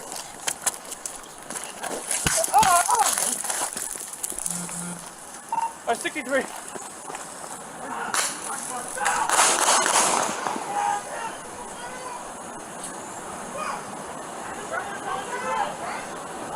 Now, here's the other piece to this. Well, let's let this one.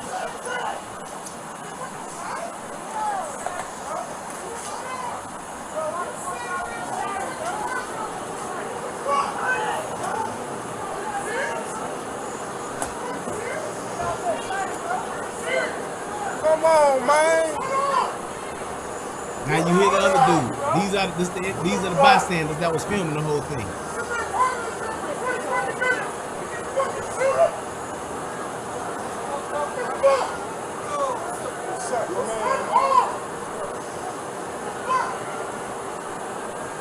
And that's pretty much it.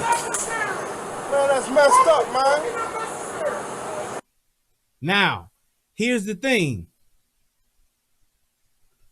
Personally, and I'm going to say this in all fairness. Personally, would I have done that? No.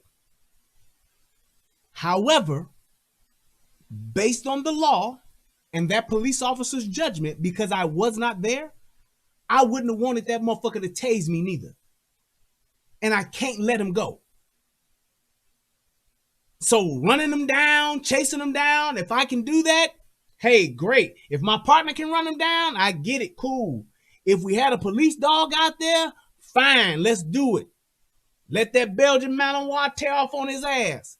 However, him having that taser, pointing it at me, you cannot do that. Drunk, high, pissed off, whatever the case may be. You can't do it.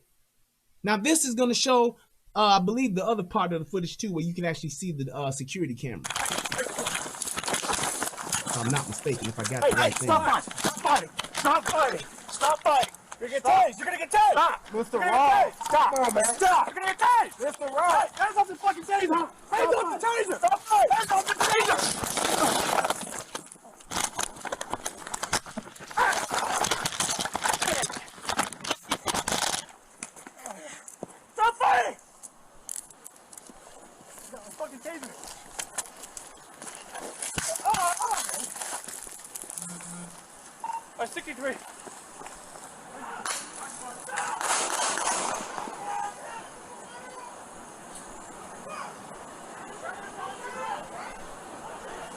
Yeah, I don't think this was it. That shows the security footage. I thought I had that too. Hold on. Let me see if I can find that really quick, because I did see that. And it just showed, you really can't see it, but it just shows him chasing after the dude and the dude pointing the taser back, and then he's shooting. The guy did not have a gun, he had a taser. The taser is a weapon. Just like if you had a knife, if you had a stick, a bat, whatever the case may be, it is a weapon. Period. And he shot the guy. In his judgment, he's within the law to do that. You don't get to tase the police. Plain and simple. Plain and simple. And I don't know. I have not seen the video. I tried to find the video footage of the other officer. I could not get that anywhere. So if somebody got that and they can send it to me, fine, great. But I could only find this particular view and this particular angle from his body cam. I couldn't find the other one because it looks as though the body cam fell off during the scuffle. But I couldn't find the other officer's body cam footage. But that's my thing with this. It's an unfortunate thing. And my thing is this. I would not have maybe handled it that way. But I can clearly say this guy was justified in what he did. He was justified in what he did. Did it have to go down that way? No, but that's equal responsibility. And for those of you that are going to say, well, the police are the professionals and they're here to serve and protect. No, they're here to enforce the law. This guy clearly broke it and he did not want to get placed under arrest. You don't get to make that choice when you break the law. If I get caught selling drugs, I do not get to tell the police, I don't want to go to jail though. I don't. And the fact that I'm drunk and I'm under the influence, that's one of the reasons why that guy knew, hey, I don't want to try to take this guy on my own. And I don't want to just arrest him and not give him the proper field sobriety test because I'm not the certified expert. Taser is not a gun. The taser was not effective for a long distance. From a long distance. How do you know that? You don't know what the distance is, Marqueen. You don't know that. That's my point. You cannot deploy a taser against the police. Now, if you want to change the law, then that's what you need to take to the streets for. Go see your congressman. Go see your local law, your local politicians for something totally different. But this was justified based on the law. Now, your own opinion and how you feel, and that's why I said before, you can get into your feelings, but that don't mean that you're right. It don't mean that you're right. Get into your feelings all you want. I understand. I hear you. But that does not mean that you are right. Just because you in your feelings don't make you right. It don't. I'm sorry to tell you that. I'm sorry to let you know that, but it is what it is in that sense, that instance. You go up against the police, you gonna lose. You don't get to fight the police. The police ain't gonna shoot you in the leg. You don't get to fuck up somebody and then tell them how they fuck you up. That ain't how this shit go. The police officer is well within his authority to escalate the use of force based on what the totality of the circumstances are. If you hit me, I tase you. If you tase me, I shoot you. They escalate that. You don't let the person that you're trying to arrest escalate. Oh, well, since he gonna hit me, I'm gonna hit him back. Oh, well, since he gonna stab me, I'm gonna stab him back. No, it don't work like that. It don't work like that. And I don't understand why people want it to work like that, where we want criminals and people that break the fucking law, we want them to decide what happens. Because all them niggas that film that shit with their phones, they ain't have shit to say while the police officer was getting their ass whooped, while the police officer was getting stole on, while the police officer got hit, while the police officer got a taser pointed. You ain't have shit to say then. Then when the nigga gets shot, now it's, oh man, you ain't have to do that, man. That's bogus, man. You gonna lose your job, man. Come on, man. Go ahead on with that. Go ahead on with that. That's not how this works. We don't know the law, and we want to make the shit up as we go. And that's not how it goes. And just because the mayor fired him, don't mean that the mayor was fucking right. She was wrong as shit. There's no way that you fire a police officer for doing the job that he did, the way he executed. Come on, man. There's no way that you fire that guy for that. But you're doing the shit just for political reasons. Because your ass is up to possibly being the VP. Because you don't want to piss off no niggas in Atlanta. That's why you're doing the shit. So you're fucking over the good guys who are doing their job and enforcing the law. You're fucking them over for your own political gain. That's the world we're living in today. And that's sad. It's disgraceful.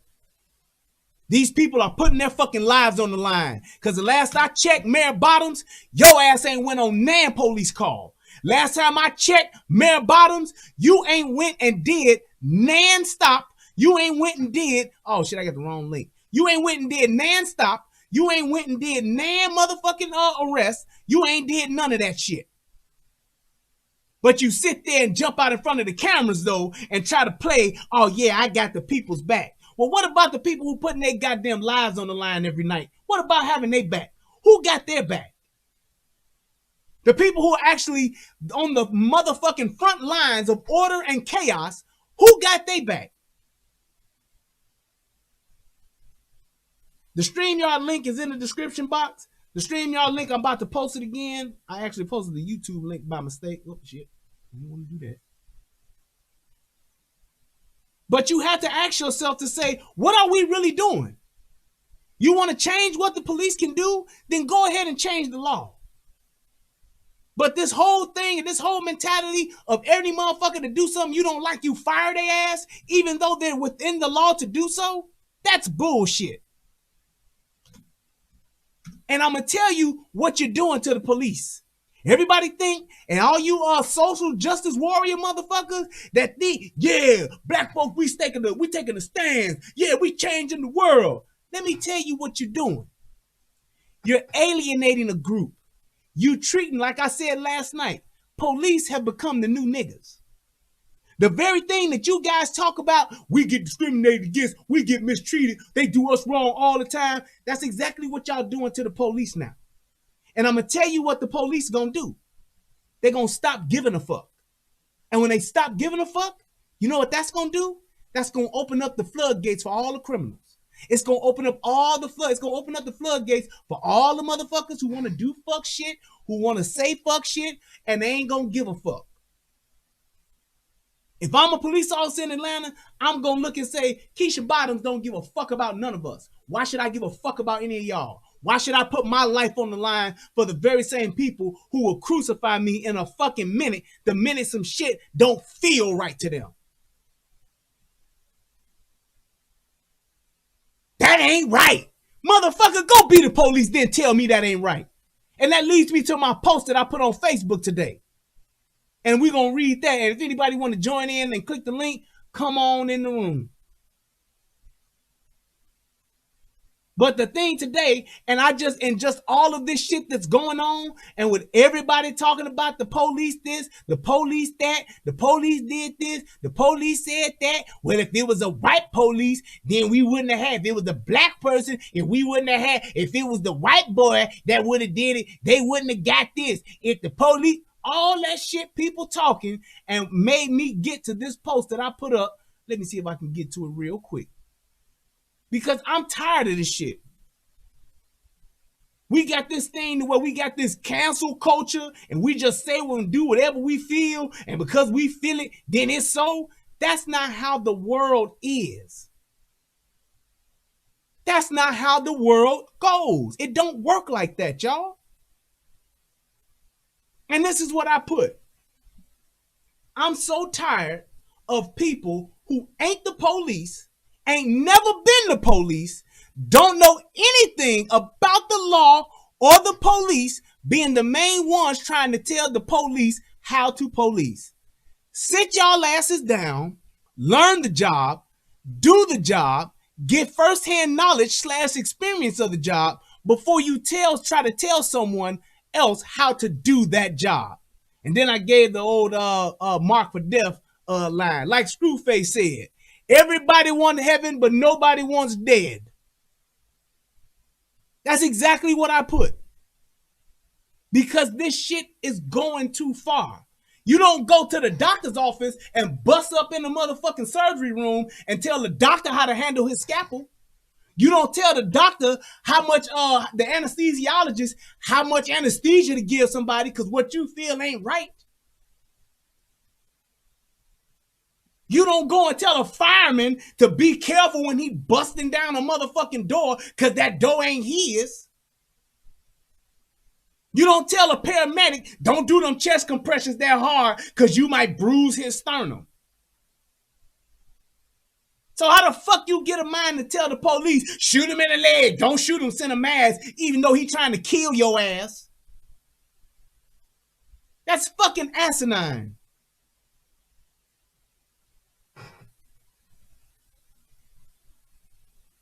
So let's go ahead and go through the comments here. My man Eric Abrams said, I feel you, brother.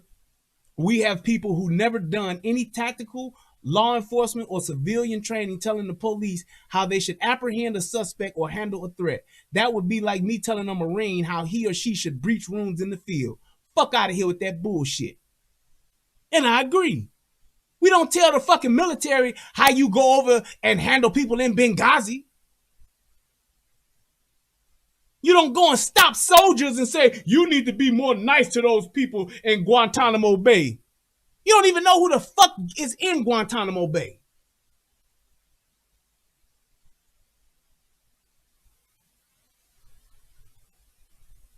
Then he said, if I hear just shoot people in the leg one more time, exactly. Niggas have such a false sense of what policing is. They don't even know that that's some shit you don't do. And ain't fucking smart enough to even ask the question. Like somebody did in here said, and I'm cool with that. But you got people that think, literally, he should have shot him in the arm. He should have shot him in the leg. Motherfucker, do you know how hard? Have you ever tried to do that? Take your ass to the range and try to shoot a fucking target that's motherfucking 15 yards away. Let alone one that's moving with extremities flamming as well. So I'm running away from you and my extremities are moving extremely fast, and I'm supposed to be able to sharpshoot that shit. It's impossible to shoot a motherfucker like that, man.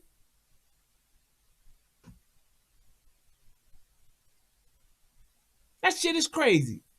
Then my man Penelope Ellis, he says, people's critique of law enforcement is fair and just.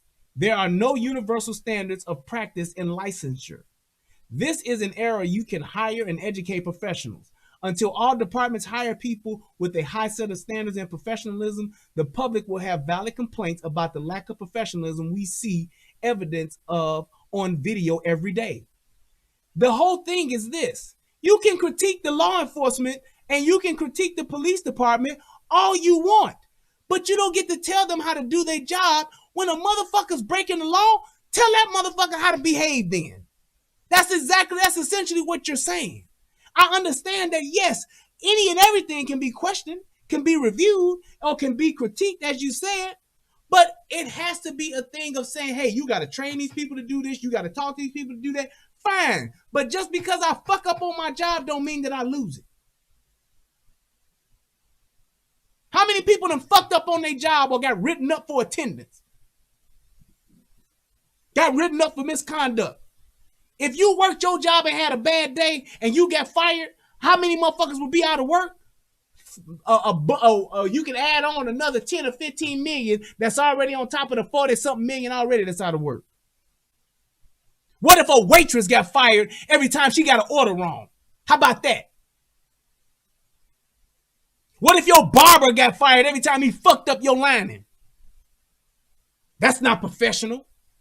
What if a waitress, how many times have you told a manager about some fuck shit a waitress did, said, or didn't do, and they fired her right there on the spot? How many of you seen that? I'll wait. Raise your hand. How many do you see? How many times have you seen a doctor who fucks up on a surgery and gets fired on the spot, same day? He left a sponge inside the patient. He's fired. He can't be a doctor no more.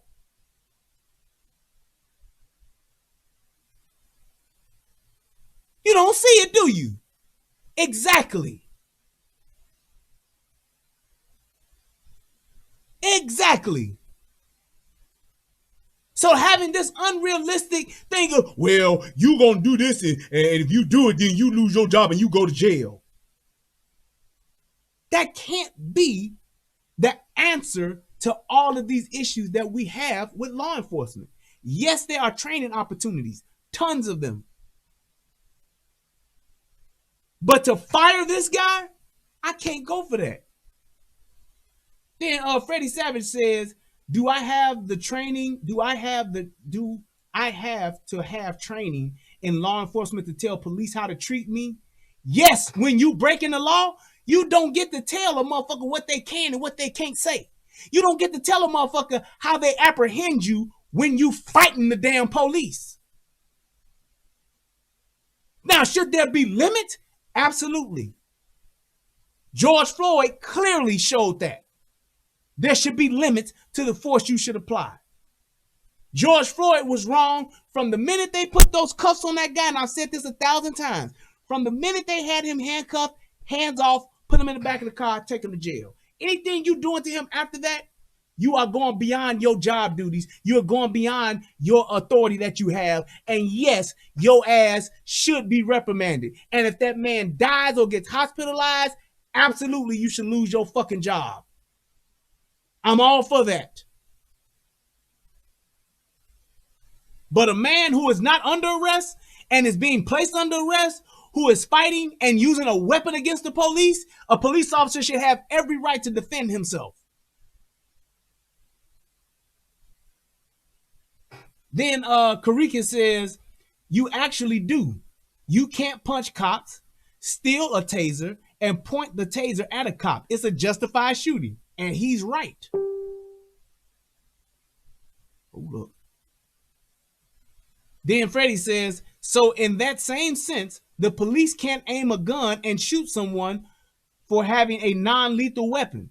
No! If two police officers can't restrain a person, they need to become school teachers. Most of the police are not in our neighborhood to serve and protect. They are there to enforce pain and punishment and sometimes death. Just some you understand. I have several family members in law enforcement and friends. Okay, well, how about this? How about the niggas that's in our neighborhood that's inflicting pain, selling drugs, shooting, robbing, stealing, killing each other every day? What about them motherfuckers? Should they become school teachers?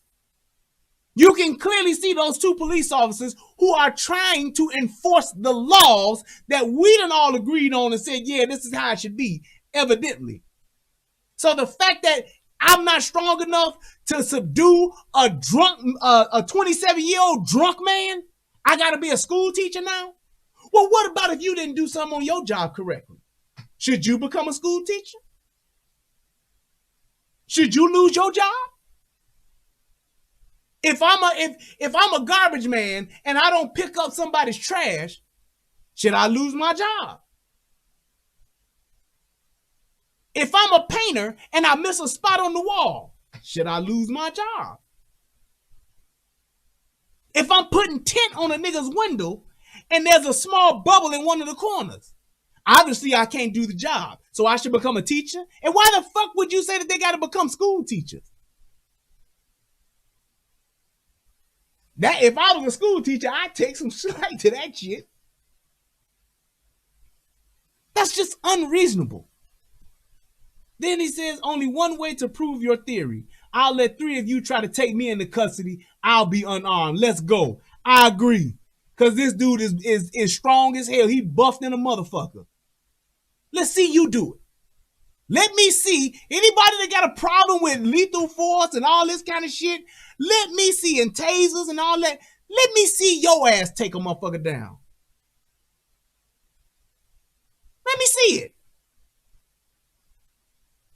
Because you don't understand, when you go hands-on with a person, and this is one of the things that I was trained as a police officer, the minute you decide to go hands-on, You ain't trying to be nice. You ain't trying to see it. You come on, man. Let me get this cuss on you now, man. Come on. The minute you go hands on, you are literally in a fight for your life.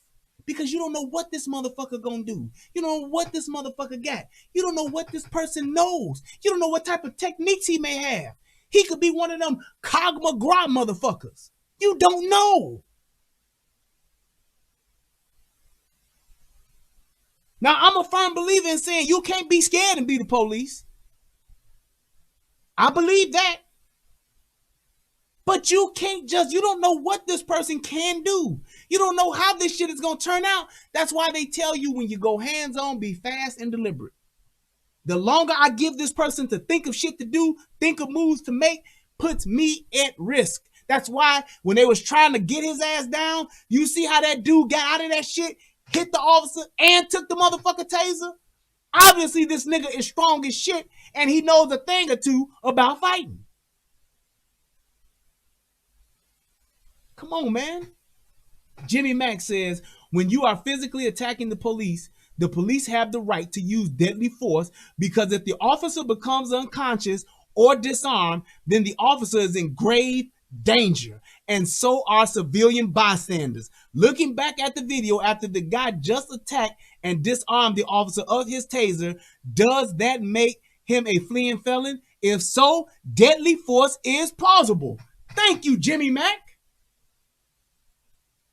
I'm going to tell you something. One of the things that we got trained in, one of the exercises that they did with us, and this shit is really eye-opening.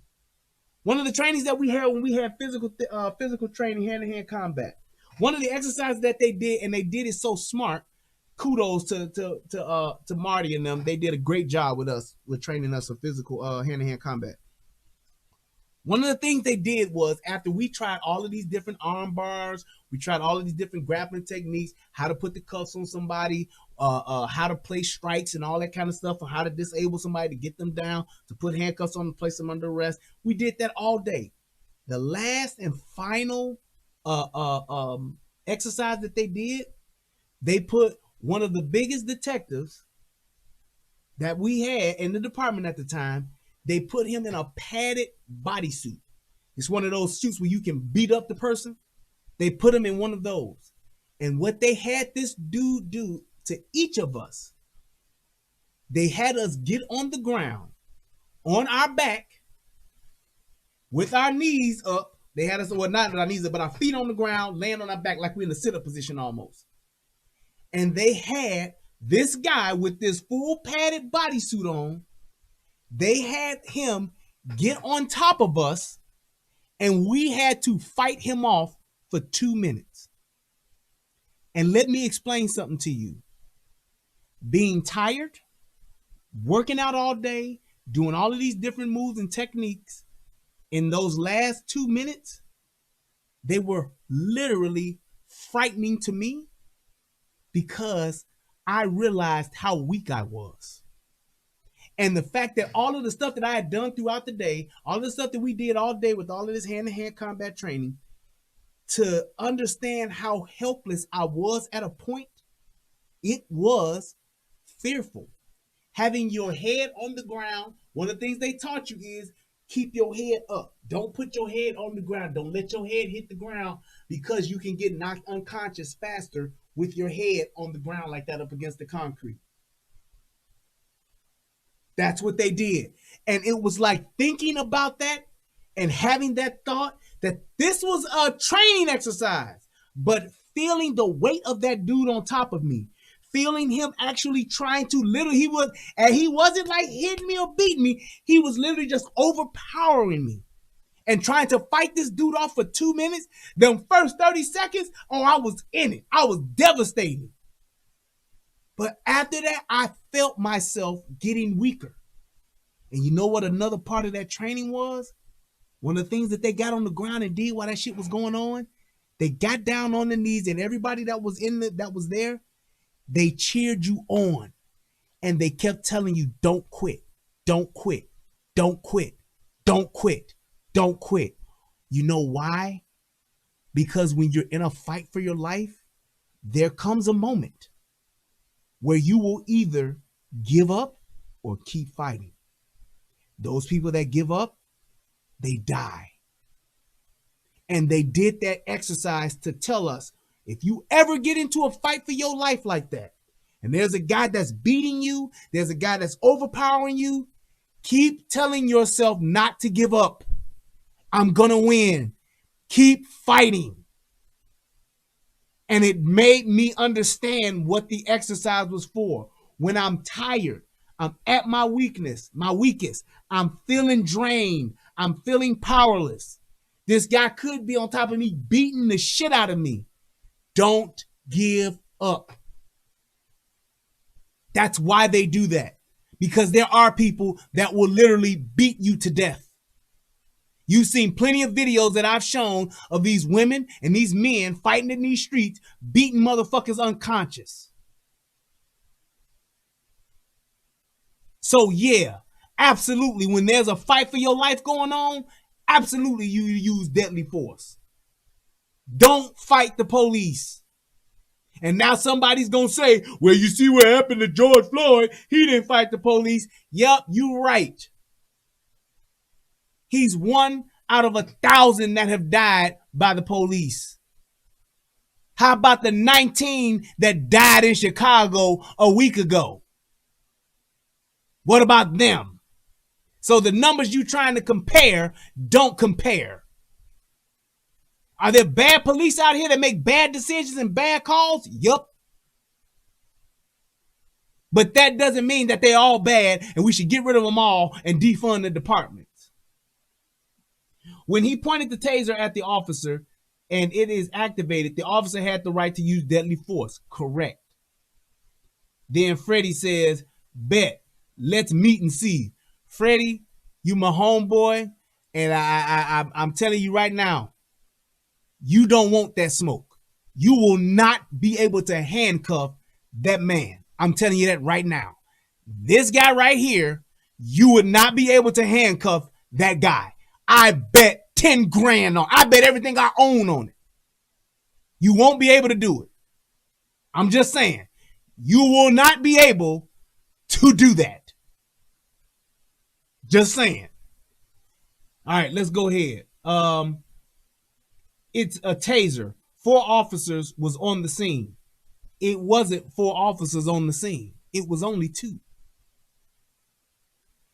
Let me shoot you with a taser in the eye. How about just comply or don't break the law? Not fight. Let's see the body cam videos of the whole incident, which is why I wanted to wait. I want to see the body cam video of the Minneapolis also. This half-ass BS don't cut it. Like the politicians, media, and race baiters tried with Michael Brown, hands up, don't shoot, didn't happen. It was a lie. I don't like liars. I get that. That Michael Brown shit with him reaching for the gun and fighting for the gun. Man, stop fucking fighting the police. You're not gonna win. I've yet to see somebody whoop the shit. Wait, no, let me not lie. I've seen 2 police officers get their ass whooped one time and the dude drove off with the police car. You know where I saw that at? Jim Kelly did it in the beginning of Enter the Dragon. He whooped 2 police officers' ass and drove off in a police car. That's the only time I've seen it. Only time I've seen it. Man, like I said earlier, I have a cousin who are police officers, and I want no harm to come their way. I myself have encountered police officers, black and white, who are bad for the image of the department. The man was running away. His car was still there. Run the plates, go to his house, and take his drunk butt to jail. With that being said, he should have just surrendered. I agree. That's it. Because like I said before, I wouldn't have done that. But he's within the law to do what he did. And if you want to change anything, you want to change the law, not fire the cop. Aunt Rob says, the occurrences we're seeing definitely are common sense cases. You don't need a degree nor firsthand exposure to the field to know they on BS. Yes, you do. Because until you put on that uniform and put your life on the line and put that vest on and been out there on them calls, on them domestic disputes, on them search warrants, out there on them arrest warrants, until you've done that, you don't know. I'm just saying. What exactly was BS? Great question. The killings and abuse of power in many circumstances shared. Where do you see the police use the de-escalation part of trying? Police officers are not here to de-escalate when somebody is escalating. It don't work that way. This ain't the negotiator. When you break the law, that's what it is. You go to jail and have your day in court. And yes, there are some bad police officers that abuse their power. Derek Chauvin was definitely a clear case of that. But how many Derek Chauvins are there compared to how many good police officers are out there enforcing the law? The scale is tipped in the good guy's favor. Take it a step further. How many niggas are out there committing these crimes, these violent crimes, and ain't nobody doing shit? 80% of police crime, violent crimes in Chicago are not being solved. What does that tell you? It's a lack of fucking policing. It's a lack of enforcement. And you got a motherfucker like Lori Lightfoot calling out the cops? Bobby Rush talking about the police taking a break in his office while there's looting and shit going on? Well, how about you don't tell the police to stand the fuck down when niggas are running amok in the city tearing shit up? And the only time police stepped in to stop these niggas is when they got close to the rich people shit, like they did in California. When them niggas tried to go to the valley, they said, hold on now, motherfucker, you going too far. When they tried to go to Beverly Hills, they said, hold on, you ain't doing that shit. That's what they did. They didn't let them motherfuckers just run amok on that shit. But when they was in Roseland, they let them tear it up, burn it down, set the cars on fire, flip shit over fine. When they was out in Orland Park, they'd tear it up, go through there, tear it up, take what you want, do what you gonna do. That's bullshit. You being played. All right, let's go. De-escalating and trying. When the subject is punching you and takes the taser and points it at you, should I start singing? Should I start singing We Are the World? Where is the body-worn camera video? I would like to see the other one. I'm just saying. I don't know if somebody sent it to me within that time, but it's kind of like defeating the purpose at this point. You're speaking of one incident. There have been several that have shown where unnecessary force has been used and caused a death. Stay woke. I get it. Please cite which ones. Hands Up, Don't Shoot was a lie. Michael Brown, which started the Black Lives Matter movement, so the movement was a lie. Eric Gardner was a lie. Freddie Gray was a lie. Philando Castile was a lie. Philando Castile was bad police. That police officer didn't know what the fuck he was doing. And he gave that police officer, when he was having that interaction with Philando Castile, and you can go back and see the video I did about that, because I did a video about that a long time ago. He fucked that up. And he shot that man unjustly. He shouldn't have shot him. Plain and simple. You know that a person has a concealed carry weapon, you need to disarm him if you're scared. You need to disarm him if you feel as though he's a threat. You don't sit there and just let him sit there and say, yeah, don't touch the gun, but go in your pocket where the gun is and give me your license.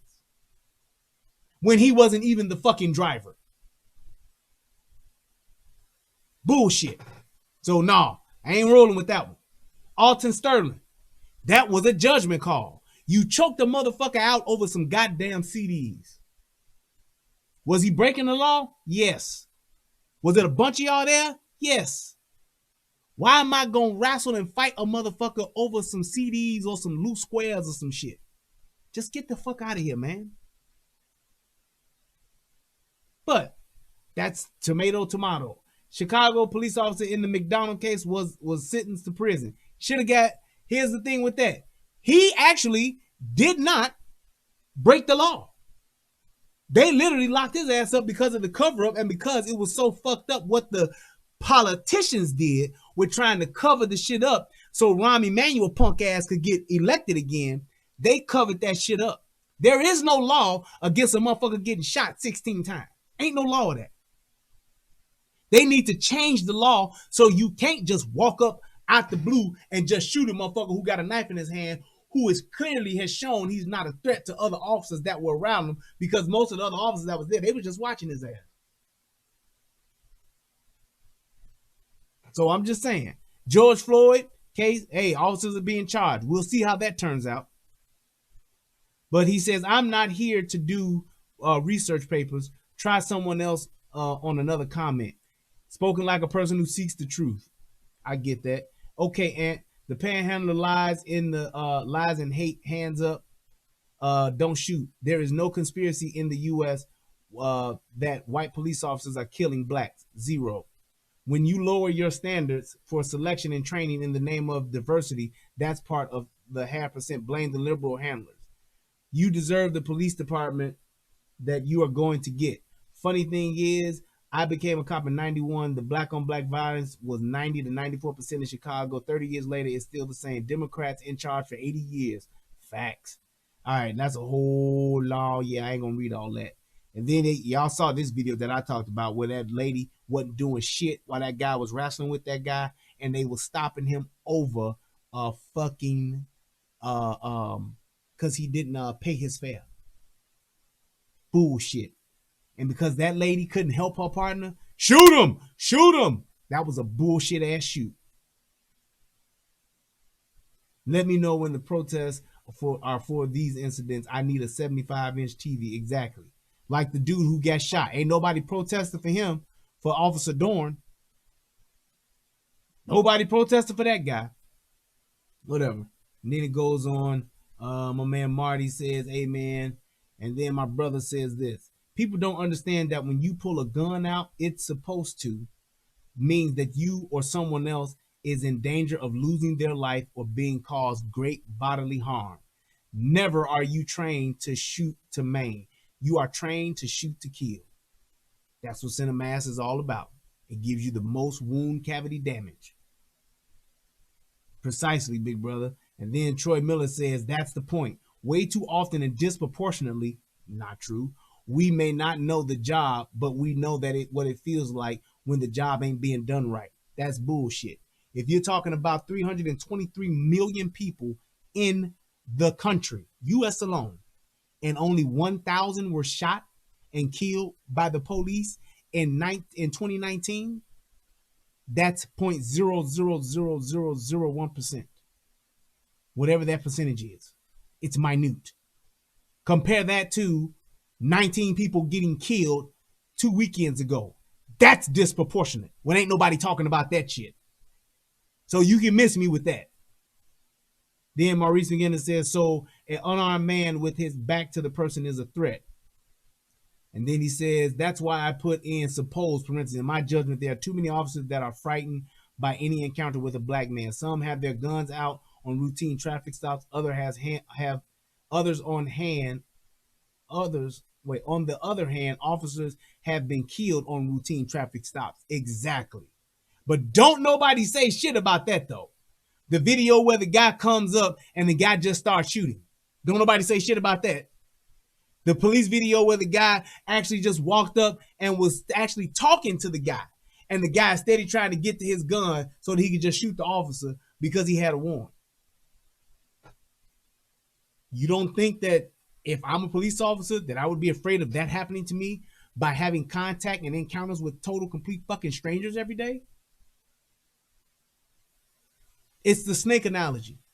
Are all snakes poisonous? Nope. But I'm damn sure gonna treat them like it is because I don't know which ones are and which ones aren't. So I'm gonna be skittish of all of them. No, he's not. Guns should not be out. That's an opinion. Somebody done stole on my ass and somebody got a taser pointed at me. Maybe I feel I need to have my gun out. Maybe I feel as though my life is in danger, which is within the law to do.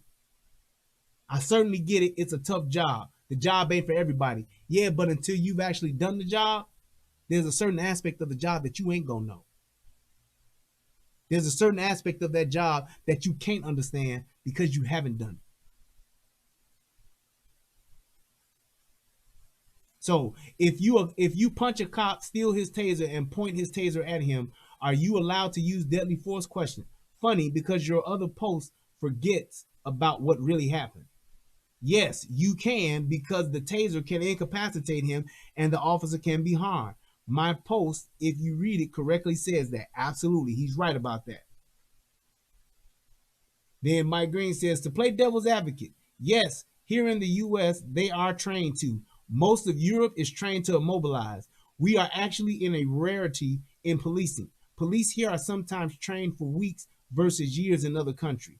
They also take courses like sociology, psychology, etc. to learn how to de-escalate situations versus pulling a gun as the first option. Here's the thing with that. You cannot compare our country to others because our country is different than all other countries. It's just like when you go into China, and even when you go over into Europe, they have the highest escalation of stabbings than anybody else. Different country, different culture, they have different weapons. Everybody over there don't have a Second Amendment law. We do here. We are pro-gun here. This country was founded on and with guns. We massacred an entire race of people damn near out of extinction with guns and with fucking disease. It's totally different. This ain't England. This ain't the Queen's country. It's a different environment. So yes, when you have people who don't have guns in a country, yeah, you can have a different type of interaction. But when you have people here that have not only legal guns, but illegal guns as well, you can't. It's a different type of monster. It's a different group of people. Just like when you go over to the Middle East, everybody over there don't have guns. When you go over to Venezuela, them motherfuckers throwing rocks at tanks in the Middle East. They don't have guns at all in Venezuela. They struggling. So it's totally different. You can't compare the two. Now, can there be an opportunity for more training? Sure can. That goes back to law and legislation. You got people who never been held down by 3 people with handcuffs on while being choked until you die, trying to tell people how someone being restrained in shackles, being choked, should respond while having their oxygen cut off. I get that with the whole choking thing. Totally understand that. I hear you, but nah. I've had guns drawn on me by police for being a kid. As a 14-year-old coming home from basketball practice with a ball in my hands, got thrown to the ground, handcuffed, and knees put in my back because I fit the description with my backpack on. I didn't have a state ID yet. Freshman year in high school, that's just one case. Junior year, pulled over, this time for no reason at all, no reason given, and was illegally searched, and told them I was on my way home from school. Everything legit in my car, my insurance and all. They didn't even bother to ask me if I had drugs, where my friends were. I'm like, what the fuck are you talking about? And racially profiled many times after that with very familiar scenarios. I agree. That happens. That happens. Absolutely, it happens. But it's not the norm. It don't happen every day. And it don't happen all the time. And I guarantee you that there was no case or no complaint filed against those police officers. Just saying. As taxpayers, we do pay their salaries. Least they could do is not kill us. Come on, man. Our tax dollars should be going to mental health services and other programs that could take the pressure off police to wear so many hats. I agree with that second part. But the first part, it really makes no sense. It really makes no sense to just say that. We pay the least they could do is not kill us. Well, the least you can do is not fight the fucking police. The least you can do is when your ass under arrest, comply. The least you can do is when you do some fuck shit and you are gonna get arrested, have your day in court. And if you didn't do nothing wrong, then go to court, get vindicated, and sue. Why not do it that way then?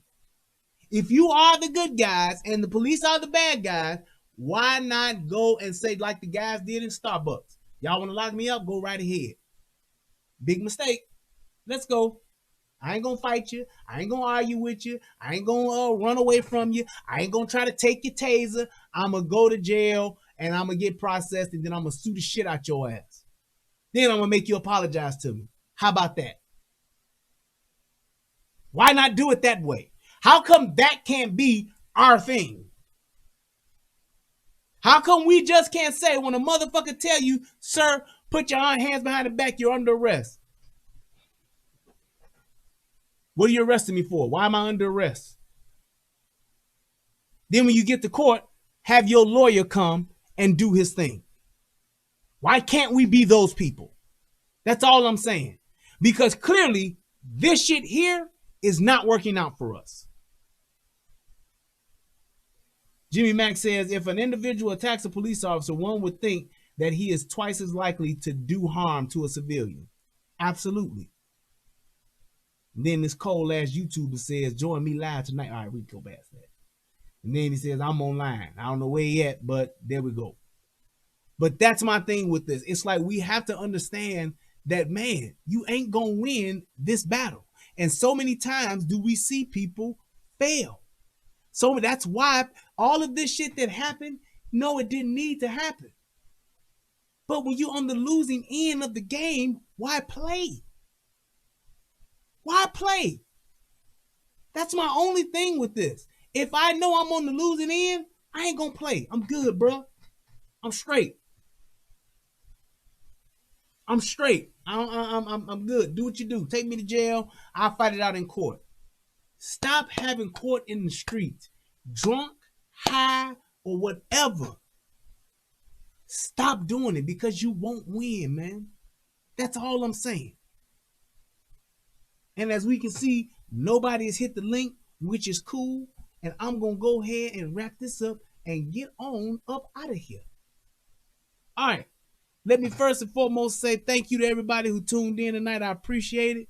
I'm going to go ahead and look in the young chat here. We got 213 people watching. Go ahead and click that like button, please, for your boy. I appreciate it. I sure do. We're going to read the PayPal first. I'm going to do it a little different this time. Read that PayPal first. Then I'm going to read the Cash App. And then we're going to get it on up and go. Let's see here. Come on, come on, come on. So come on. Come on. Turn on those sad songs. All right. My man Matthew Stansfield says, I appreciate you even if I disagree with you now and again. Keep it up. Yes, sir. Thank you so much. Also, I got $25 from Kingdom Minded. Says, never use my given name, please. I got you. This is from Kingdom Minded 1121. I sent an email a few minutes ago. Looking forward to your commentary on the Atlanta shooting. Stay being blessed, sir. Thank you so much for that $25. That's what's up. All righty. And, oh, wait, one more. My man Scotch, he sent $5. He says, I don't know why everyone is saying he just pointed the taser. He didn't just point the taser. He used it and connected on the officer, forcing him to drop and lose his taser. Here's a link, brother YouTube, to watch. Okay, I didn't see it, but my thing was this. At that point, it was even... It was a mute point at that point. He had already attacked the officers and he took the taser. Game on at that point, man. Game on. As a police officer, I am not going to allow anybody to incapacitate me. I'm not going to do it because I have a gun on my hip and I don't want that gun used against me or used against somebody else. I'm just saying, I'm not going to do it. I am not going to do that. I won't let myself get incapacitated. If I can't avoid it, I will at all costs. Because I don't know what's going to happen if I get knocked unconscious, if my gun gets taken from me. This dude is drunk off his ass. Ain't no telling what he going to do. He didn't even know where the fuck he was, y'all. And you can't tell me, oh, well, he just needs some help. That's it. You can't tell me that. You can't tell me that that's cool to just say, he just needs to get the police called. That's it. Nah, All right, my man Jim Edwards hit me up with $10. He says, thank you for being you. I watch and agree with you all the time. I love your commentary. Thank you, man. I appreciate that. Let me get on to this young Cash App here. Okay, we got quite a few people in the Cash App. Y'all got love for Nelson. That's what's up. My man Darkness hit me up with $5. He says, hey, here's my donation, Pastor. I appreciate it, man. That's what's up. All right. And my man Dion says, here I is. He hit your boy off with $2 as well. And then my man Oh, hey, my man, hit me up. My man Anthony hit your boy off with $3. He says, thanks, man, for all your hard work. That's what's up, bro. That's what's up. Appreciate you, man. Thank you so much, sir. Then my man B New, he hit me up with $5. He says, for great coverage. Thank you, man. I'm trying my best. I'm trying my best. Oh, Sinead hit your boy off with $20. He says, hold up, let me make sure I got that right. Yep. Thank you so much, Sinead. I appreciate it. Hit your boy off with $20. That's what's up. Let's see here. My man B New hit your boy off with $5. I said him already. Foxy43, Quintina Mays hit your boy off with $5. Thank you so much. I appreciate it. My man Cool G74 hit your boy off with $5. That's what's up. Thank you so much. Let's see here. And my man Jesse Huff hit your boy off with $20. Thank you so much for your donation, man. I appreciate y'all. Y'all taking care of your boy as best you can. Hey, every little bit counts. And my man Angry Man always donating. Thank you so much for your $5 as well. And I think last but not least, my man Chris Sykes says, for a good show, bro. Thank you for your $5 as well. Hey, man, thank you guys so much. I hope that this video helps somebody become a better version of themselves. If you're watching this on the replay, please click the like. Please leave your comments below. And like I said, if you're going to leave a comment, just don't leave a blanket statement. Make it make sense. Articulate yourself. I'm so tired of people just saying, he ain't had to kill him, no. Explain what it is that you're trying to say, or come on to the show and do it. I don't mind setting up a show to have a conversation. I did it earlier today, and we had a pretty decent show, and it was all good. Let's talk about these things, because you have a point of view and I have a point of view. Mine is just pretty much rooted in law, facts, and logic. That's it. But we can always discuss your feelings. It don't mean that they're right. Y'all have a good night. Thank you guys so much. I'm about to go get on this Call of Duty for a little bit. Trying to get me a chicken dinner.